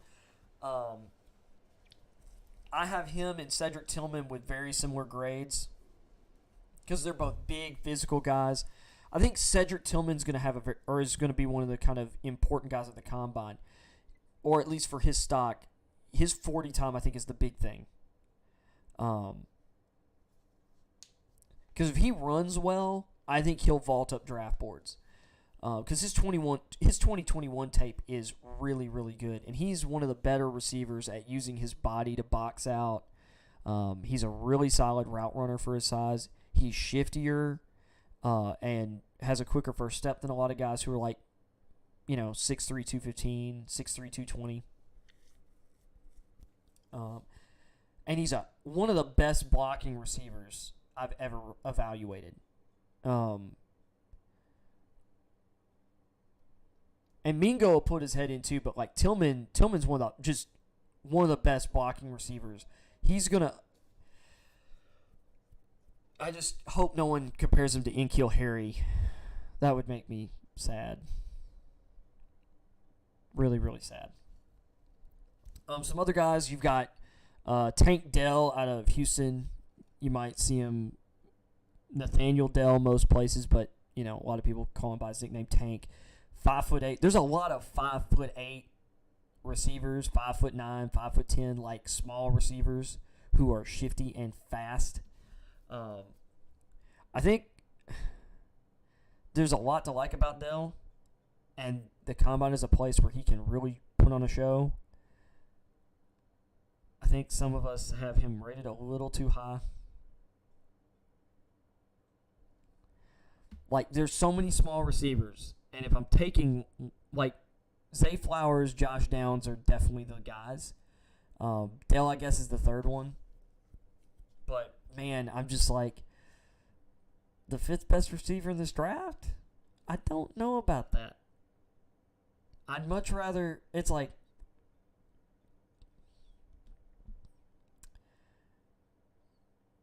And when I say that, I don't mind the fact that they have him ahead of Jackson Smith and Jigba, who, out of all the receivers at the combine, he's the one with the most to gain or lose. Because if he does not put up the show that I think some of these big media people think he's going to do, like I've been hearing CeeDee Lamb comps for this guy. He is nowhere near as dynamic after the, like, it's not even a comparison after the catch. He's not the, I don't really think he's that particularly good of a route runner, and I don't think he's that fast. I've heard people talk about his speed, and I'm sitting here like, speed? Like, I've watched the guy's tape from 2021, and I see a guy who I think is maybe has 4.5 speed, but he's not particularly agile or like short area explosive. He rounded a lot of his routes. He just ran into like space and zones because like the guys who could cover one-on-one were covering, like the best corners on the other team were on Garrett Wilson and Chris Olave every week.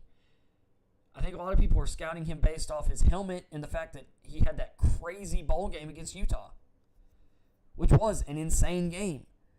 Utah's defense played like a different defense in that game than they had played all season. So I'm not a big Jackson Smith and Jigba fan. He's gonna need to have he's one of the most important people to watch at the combine because I think if he runs what I think he's gonna run, which is slower than a 4.5, everybody's eyes are gonna or brain's gonna snap into reality and into focus on what kind of receiver he actually is. He is not Amon-Ra St. Brown. That's another comp I've seen is like, he's like a better Amon-Ra St. Brown. I don't know about that. I don't. Because like I've heard people talk about him being like a deep threat, and I'm sitting here like, where is he? Like, where is that on tape?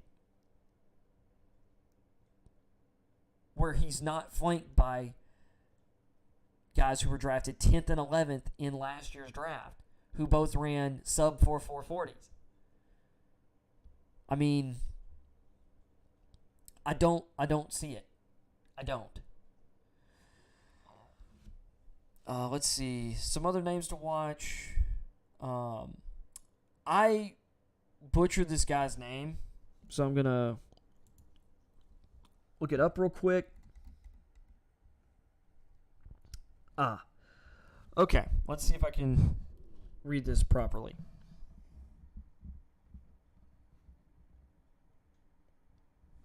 Uh-oh.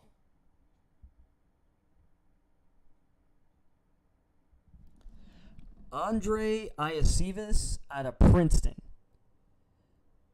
He's 6'3", and word is he's going to run in the 4.3s.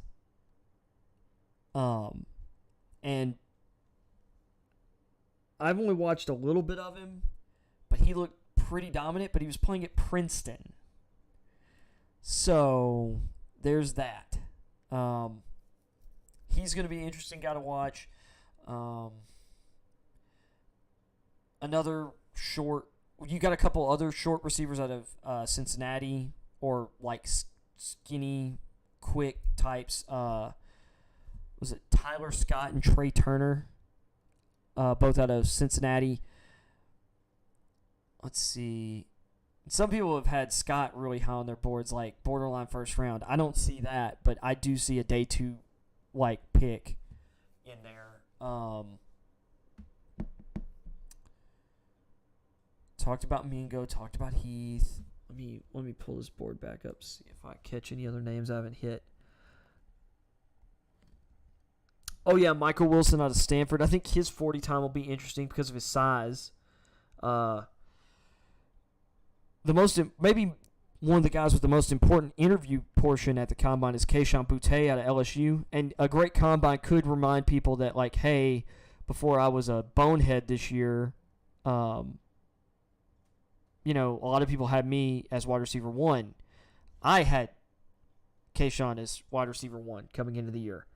You also have Parker Washington is an interesting guy. Jaden Reed out of Michigan State really popped off at Senior Bowl practices. I know people were really raving about him from there. Xavier Hutchinson out of Iowa State. I don't know if the combine's going to be necessarily what like is going to help him like pop or anything. But Xavier Hutchinson's tape is really, really solid. And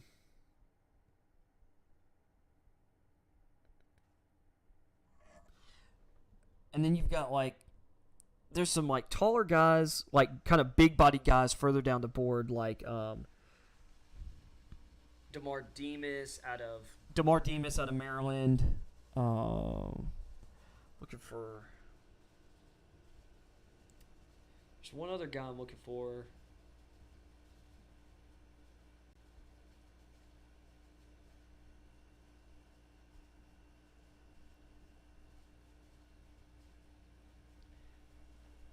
It's Dante Demas. Dante Demas out of Maryland. Who's 6'4", 215. And there's so many freaking receivers in this draft. And you've also got Jaden Hazelwood and Matt Landers from Arkansas, who are 6'3" and 6'5", respectively. So some kind of tall guys to watch. And then Charlie Jones. Oh, A.T. Perry, 6'5", out of Wake Forest. I think he's going to really surprise people with his like quickness in the three cone, like how fluid he is at 6'5". I think he could shoot up draft boards because he's a really great downfield receiver. And then Charlie Jones out of Purdue, 6 foot, 180 pounds, really smooth. I think he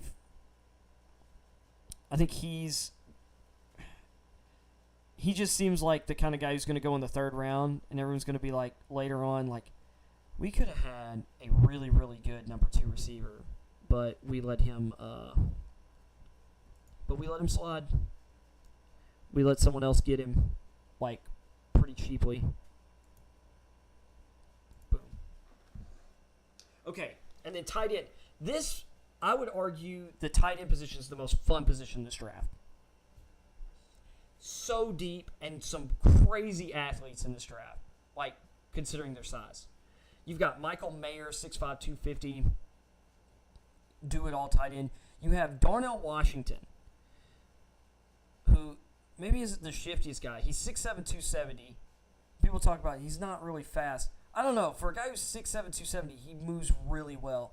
He's very explosive. I'm talking hurdling over people in games.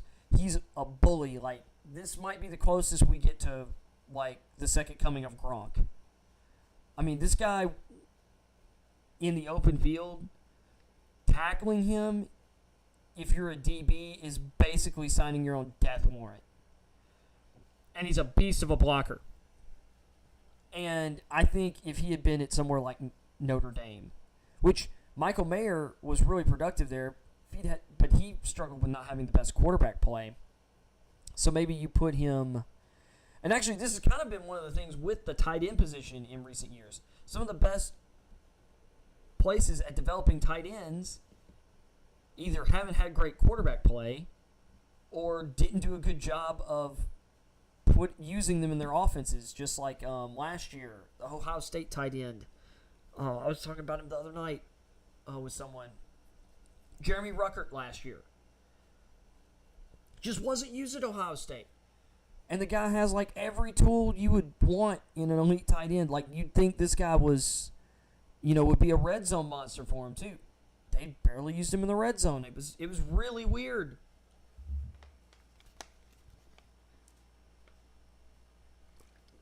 But, you look at, so, like, Michael Mayer, Darnell Washington. Then you've got Dalton Kincaid, who is probably the best pure receiving tight. Well, I say, in my tape study so far, he's the most polished and explosive receiving tight end in the draft. Sam Laporta is close, by the way, but he's not quite Kincaid. The problem with Kincaid is he does not block. Cannot block. He's... I hate to say this, but he's literally one of the worst blocking tight ends I've ever seen. It's like, I mean, in a way, it's like Mike Gesicki all over again. But I actually think he's more polished. Gesicki was probably a little more athletic, like vertically. Kincaid's, I would say, a better football player than Gesicki. And I like Gesicki a lot. Or at least I really liked him coming out of college. I still kind of like him.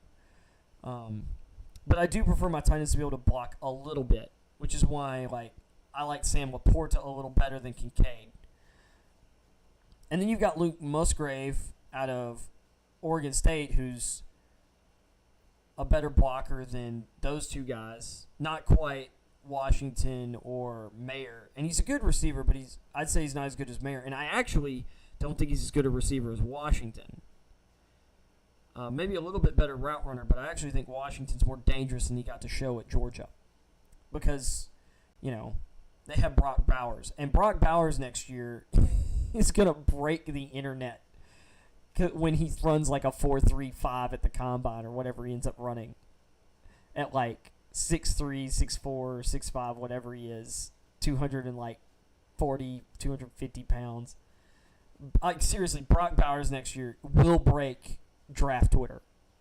I'm calling it now. But Musgrave's a really good tight end prospect. There'd be a lot of years where he'd be the number one tight end, and right now he's tight end 5.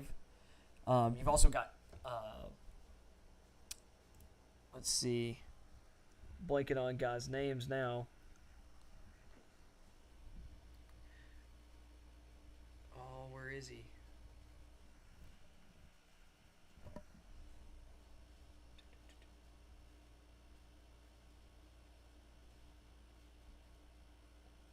Don't tell me he pulled out of the draft.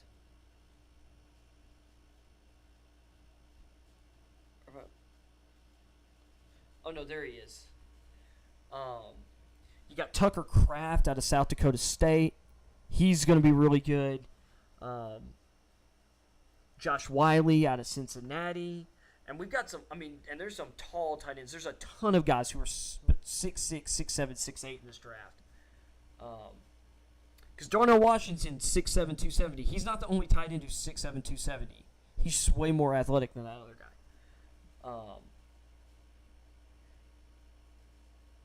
You've got Shoemaker from Michigan in this draft. Let's see. Christian Latu from Alabama. I think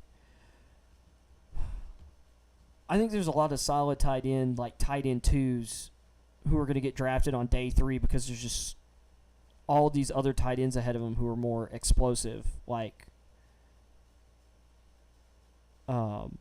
Mayer, Washington, Kincaid, Laporta, Musgrave, Kraft. You've got Zach Kuntz of Old Dominion, who has one of the best names in the draft. He's 6'8", 245. Just a bunch of long athletes here. Looking for another guy. And actually, South Dakota State has 2 tight ends because you've got Kraft, who's the better receiver, and then you got the bigger, kind of bulkier blocking tight end, 6'7", 260, Zach Hines. Where's the other guy I'm looking for?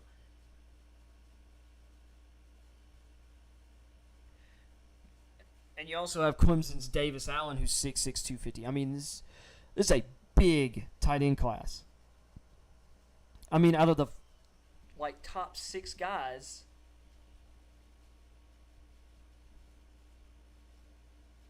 the smallest one is Dalton Kincaid at 6'4", 240. The rest of them are at least 250. It's crazy, and they're all gonna put on pretty remarkable workouts in different ways. And we got a pretty deep tackle class. I'm really interested to see. We've got DeJuan Jones, who's going to set, or as we affectionately refer to him in the Discord, DeJuan Jones. He's going to have, record length at the combine this year. But But we've got some athletes, like I've been hearing a lot of hype about Blake Freeland out of BYU, his athleticism at the position. Paris Johnson Jr. is supposed to have, or people are expecting him to have a pretty good workout at the Combine. And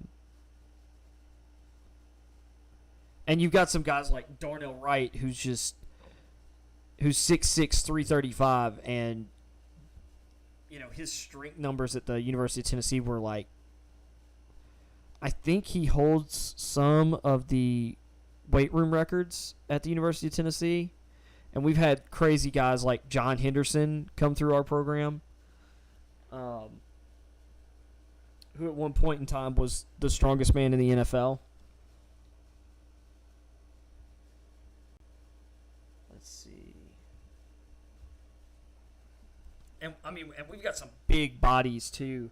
Jackson Kirkland, tackle, who's probably going to move into guard at the NFL level, out of Washington, 6'7", 340. I'm looking for another guy.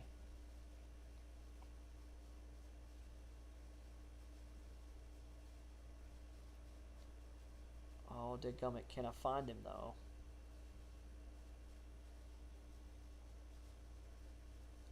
Yeah, there's a guy out of Arkansas. His name's Wagner. Last name's Wagner. If I can find it. Yeah, Dalton Wagner, 6'9", 337. There's a 6'8", 330-pound tackle out of UAB. His name is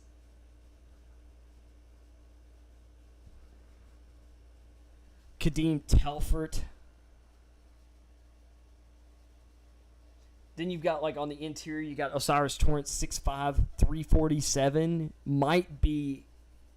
He could cut down some weight at the Combine. I actually think he might just try and get it in at, like, 340, 350. And, there's some really tall interior guys. Like, the best center in the draft, and probably the best overall interior guy, John Michael Schmitz out of Minnesota, is 6'4", 320. Like, he's a center who's 6'4", 320.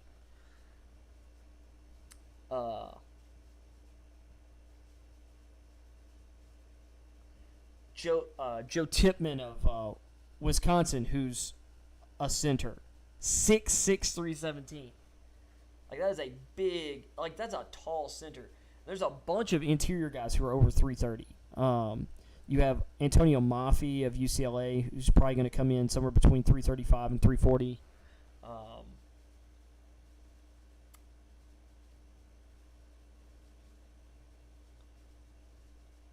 LSU's Anthony Bradford is expected to come in at 6'5", like 345 is what he was listed in college.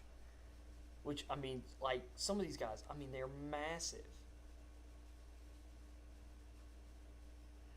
Jerome Carvin, who started for Tennessee at guard. Actually, I think he started some games at tackle, too, during his career, but mostly started at guard. 6'5", 321 is what he was listed at in college. There are reports, though, from the Tennessee weight room that he might have been up to 330 by the end of the season. So, just some big boys. And I think he's a really good target, like, day 3 of the draft for someone looking for interior line help. And then, of course, the edge rush, or the defensive front seven. Jalen Carter had already said he wasn't going to work out before this stuff had dropped, which he probably knew this stuff was going to come out this morning. But he had announced he wasn't working out earlier this week. Will Anderson, if he works out, could put on a show. Tyree Wilson, I think, is going to steal the show. He has an opportunity because of the Carter stuff to maybe be this year's Trayvon Walker. There's a lot of raw kind of guys like Luke Van Ness who could, depending on how his athletic testing goes, like, could be the difference between him sneaking into the back end of the first round or potentially being a top 20 pick. Because, my goodness, he is very much the Saints and the Packers type on the edge. Nolan Smith out of Georgia. I think the Combine's going to be very important for him because he's a little undersized. So he's going to have to be really quick and explosive. Some other guys, Andre Carter, 6'7", 260-pound edge. Some people have said that he might be taller than his listed height in college, that he might actually be 6'8", which would be insane from an edge player. Will McDonald and B.J. Ojolari, a couple edge guys I think are going to have really great 10-yard split numbers. McDonald could end up being one of the most explosive guys in this edge class. He was used poorly this year. I say poorly because they used him in a more versatile role rather than just letting him attack off the edge like he had done at the beginning of his career. So only had 5 sacks, but he had 2 seasons before that with 10-plus sacks. So not worried about McDonald. I think he's going to be a really, really great edge. He shot up Kuiper's board recently.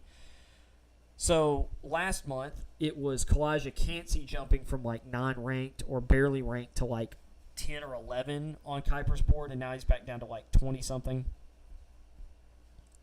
Well, Will McDonald shot from not ranked to 10th on his big board and 8 in his mock draft, going ahead of Tyree Wilson and Myles Murphy. The Myles Murphy one doesn't bother me. The Tyree Wilson one's kind of weird. And I like McDonald a lot. Don't get me wrong. I like McDonald. But this is a really deep edge class. I think B.J. Ojolari is going to have a really good combine. He's one of my favorite edges in this draft. Byron Young out of Tennessee. Really great story. How he ended up.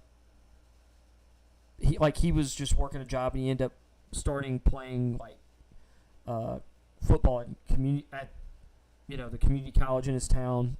They had tryouts. And he ended up parlaying that into eventually getting a scholarship offer from the Tennessee Volunteers. And he has been awesome with us. First team All-SEC this year. He was a really disruptive player. A little bit of a smaller edge. He's 6'3", 245. But he's built really well. And he's got a really quick first step. He just has this tendency every so often to get tripped up and stay inside and not play the edge correctly on read option stuff, but he's going to run into that less at the NFL level. Let's see. And then a couple other guys further down the board. Zach Harrison out of Ohio State, 6'6", 275, really big guy. He's got, honestly, depending on what he does at the combine, his length and size, he's got the length and, he's got the size of a first-round player. He looks like he has the tools. If he has a really good combine, he could jump into the top 50 picks for sure. And there's also one of the bigger edges in this draft is Tuli Pelotu out of USC.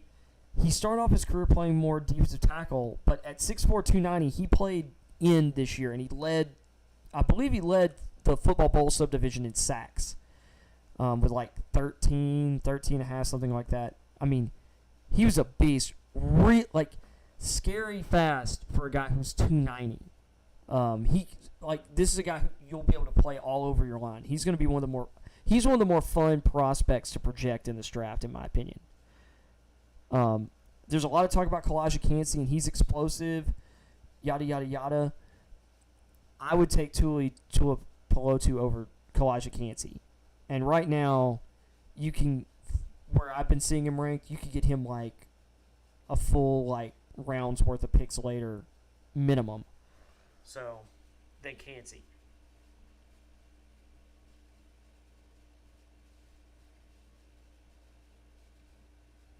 But this is a loaded, to me, this is a loaded, edge class. Actually, I talked about running back being one of the most loaded running back classes in recent memory. We've got this crazy tight end class, and a fun and sneaky deep receiver class, but not as much top end. This edge class has all the top end talent, and the depth is insane. Because, like, I'm counting off right now, just looking at this list. Like, 1, 2, 3, 4, 5, 6, 7, 8, 9, 10, 11, 12, 13, 14, 15. There's almost 24 guys that I could see going in. Like, they won't all go in the top, like, or in the first 2 rounds. But I could see every single one of them having their name show up in the first 2 rounds. Like, this edge class could literally make up, like, a third of, like, the first 75 picks. Almost. And I mean, that depends. Like, if you're classifying guys like Thule,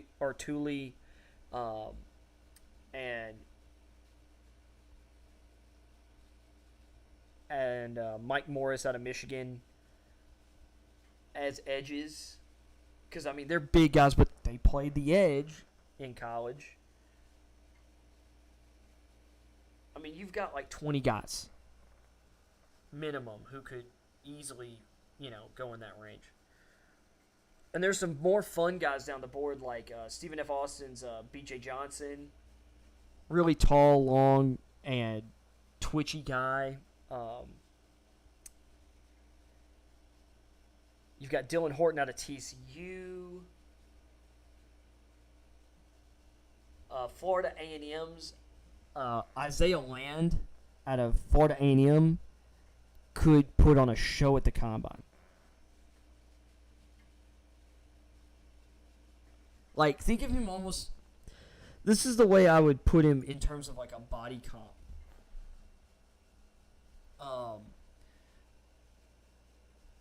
Land out of A&M is a little bit skinnier than Will Anderson, but he's that same kind of, like, 6'4", 230, whereas Will Anderson's 6'4", like, almost 245. Super, super twitchy. Like, he's the dollar store version of Will Anderson in this draft. So keep an eye on him. Let's see. There's one other guy. And I said B.J. Johnson. It's B.J. Thompson. Sorry. B.J. Thompson out of Stephen F. Austin. There's one other guy I'm trying to find here.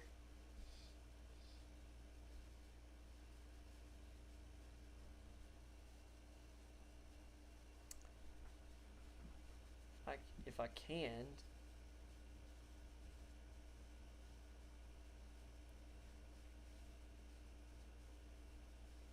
You know what? I'm not finding them here. Might be listed somewhere else. Anyway, and then the interior line, I've kind of talked about, Carter. Everyone knows about Carter, but he's not working out. Kalijah Cansey could make himself a lot of money if he's as explosive as some people believe. There's a lot of big-bodied nose tackles. And their athleticism could help their draft stock. Like Siaki Ika out of Baylor, who's 6'4", 358. Brian Bresee out of Clemson, with Carter's absence, he could, and a really good combine workout, he could find his way moving back up draft boards because he's been kind of sliding recently. Brian Bresee is like the perfect 3 technique for 99% of a play. My man Explosion from the server. First 99% of the play, and then it's like the last 1%, the using your hands and arms to tackle someone. Finish the play. Bresee just can't finish plays. It's really weird. But he's incredibly disruptive. Once again, big bodies. 6'3", 337, Mozzie Smith out of Michigan. You've got Kendrick Coburn out of Texas, who's 6'2", 343. You've got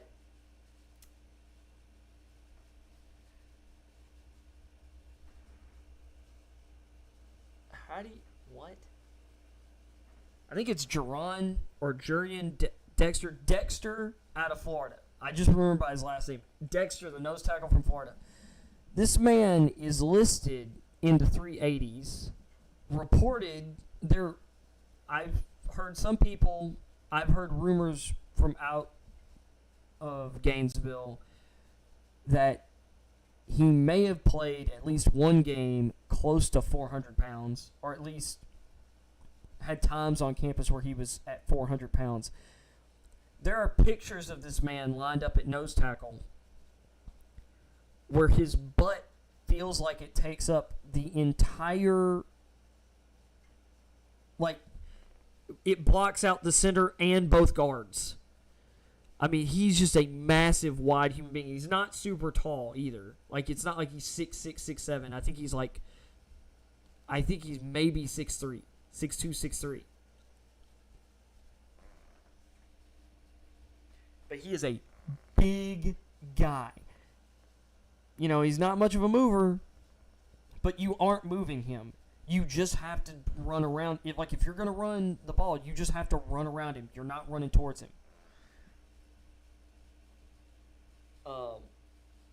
And then to me, the most underrated interior guy in this draft is Alabama's Byron Young. There are two Byron Youngs in this draft. Alabama's Byron Young is really rocked up. He does not look like he's carrying 290 pounds. And he moves really well. But the way Alabama has used its interior guys, like, people remember Quentin Williams and Jonathan Allen having big sack totals. But you had guys like Daron Payne, who's really their draft stock was on them showing off, like, at the tail end of, like, his last season in college, where he really showed his athleticism off towards the end, but he didn't have massive sack production. Christian Barmore, you know, excites the people, but he didn't have massive production. There's been a number of guys. Raekwon Davis. Byron Young has elite physical tools. And I think if he pops off at the combine like I think he can, he's going to shoot up draft boards.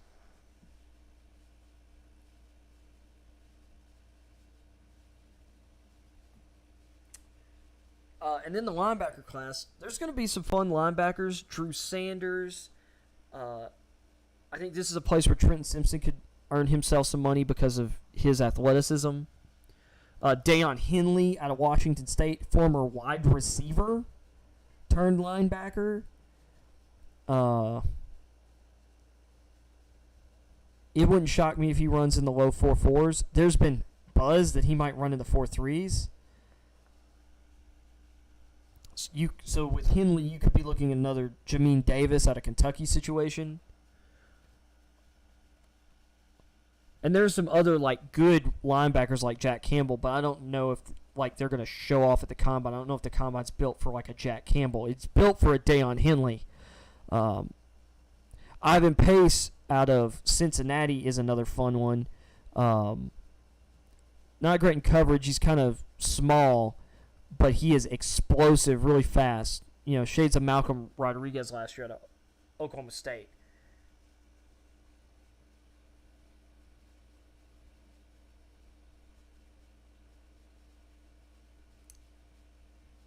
Let's see. Moving on to the corners. And then we have got a really long cornerback group this year. A lot of guys who are like 6'2" or taller. Of course, like the top corner in the class is Devon Witherspoon, but he's not necessarily going to isn't expected to like show out at the combine. But you've got guys like Christian Gonzalez, who's 6'2", 207, who people think is going to run in the low 4.4s and have a really good workout. Deonte Banks out of Maryland, who's 6'2", 205, really physical. and on tape looks really fluid for his physical style of play. You've got track guys like Keely Ringo, who's 6'2", 200 pounds, and could actually challenge to be like one of the fastest guy in this draft. Joey Porter Jr.'s like 6'1", 6'2", and a really fluid athlete. Eli Ricks out of Alabama, who's 6'2", like 180, 190. Has elite traits. I mean, there's all of these long corners. Cam Smith out of South Carolina, probably not going to be like... I actually think his workout's going to be important just because since he's not quite as long as these other guys, him and Emmanuel Forbes out of Mississippi State, because they're just 6 foot and they're under 190 pounds, you know, how good is their 3-cone? What's their top-end speed look like?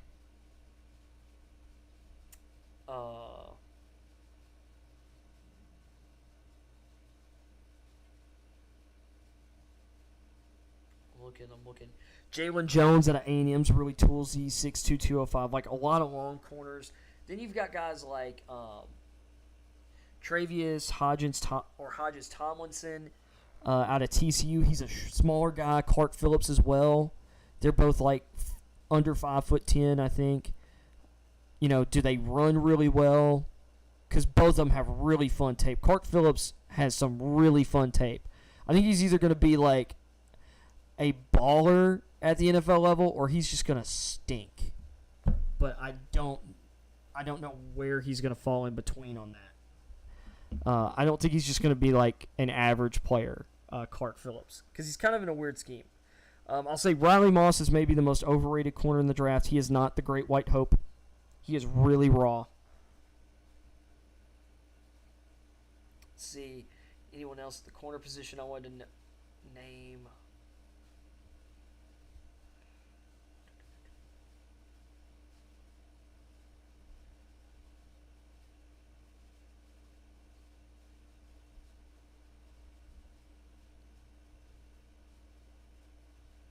Sorry for the dead air here.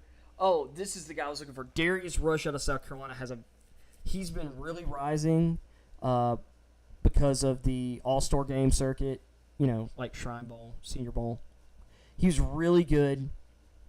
He's 6'2", 200 pounds, and Cam Smith got a lot of headlines. Rush was really, really good playing on the outside. South Carolina had a really great secondary this year, or at least a really great cornerback room. And they've been putting out corners.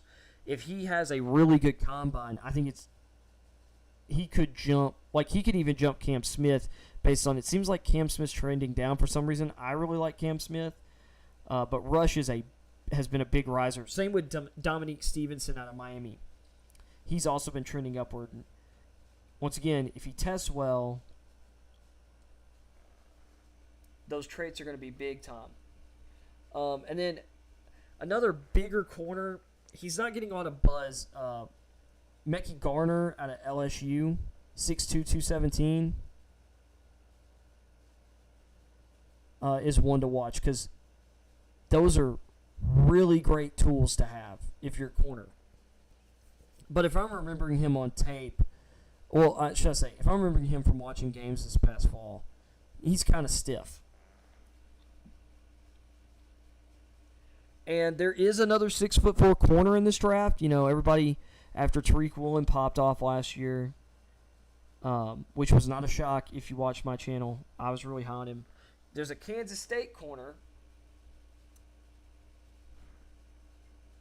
Julius Brents, who is 6'4", 202 pounds.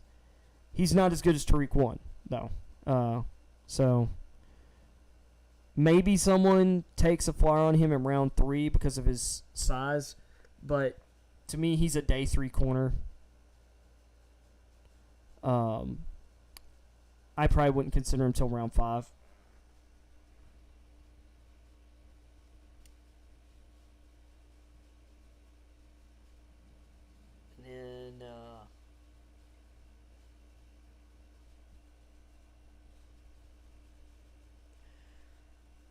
And then I think that's about it for like the cornerback group, guys that I really wanted to talk about. And then safety. There's some fun safeties in this draft. We only have one that we've ranked right now, Sidney Brown out of Illinois. He's really good. He's not my number one safety. Pretty much everybody's number one safety is Brian Branch out of Alabama. Not a shock. You know, he's 6 foot, and he's more than just a safety. Like, he can play free safety, he can play strong safety, he can play nickel. Really great tackler, really great blitzer. You know, bats away passes, gets interceptions. Like, he makes plays on the ball. Like, he's definitely number one. If anything, like last year, Jalen Petrie out of Baylor was a pretty big favorite. You know, I think he was the 4th safety drafted.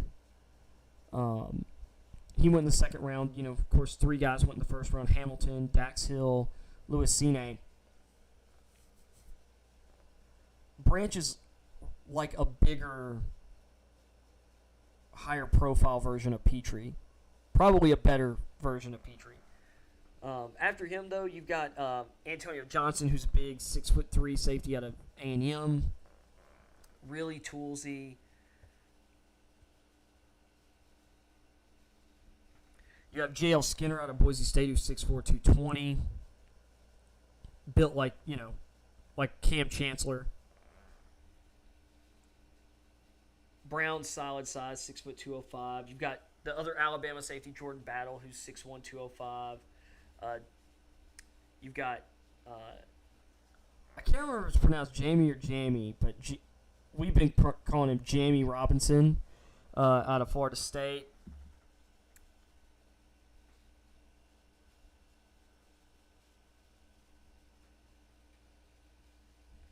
And then Jair Brown out of Penn State is a safety to watch as well. I really like his tape.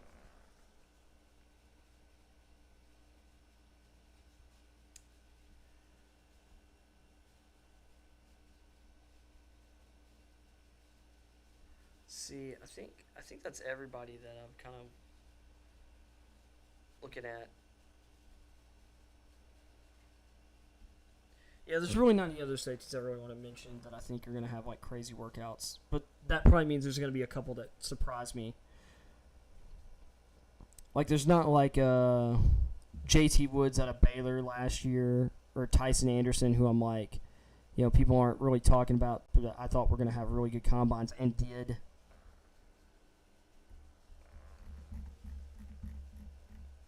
That segment went way long. So I think I'm going to wrap the stream there. I know I just kind of rambled on about a bunch of prospects, but, you know, draft time is my favorite time of year, so. But that's been Blind Eye Live. I'm going to try and do these more regularly. I just had, you know, time today, and I'm like, you know what? Screw it. Let's get back on this grind. And now that I've figured out some of the, or where to check and what to look for audio issues, hopefully that won't be a problem moving forward. So, hope y'all have a great day. Catch y'all later. Follow me on Twitter at HunterK13. The H and the K are capitalized. My face is the picture on the account. And I tweet out, you know, stream reminder or stream notifications there. And follow me here on Blind Eye Media if I haven't bored you to death. Hopefully, and as I, get back in the swing of doing this, will be interesting. And I've thought about maybe doing some stuff that's not sports related, but I might just start up another channel for that because I'd like to talk some music stuff. But whatevs. Appreciate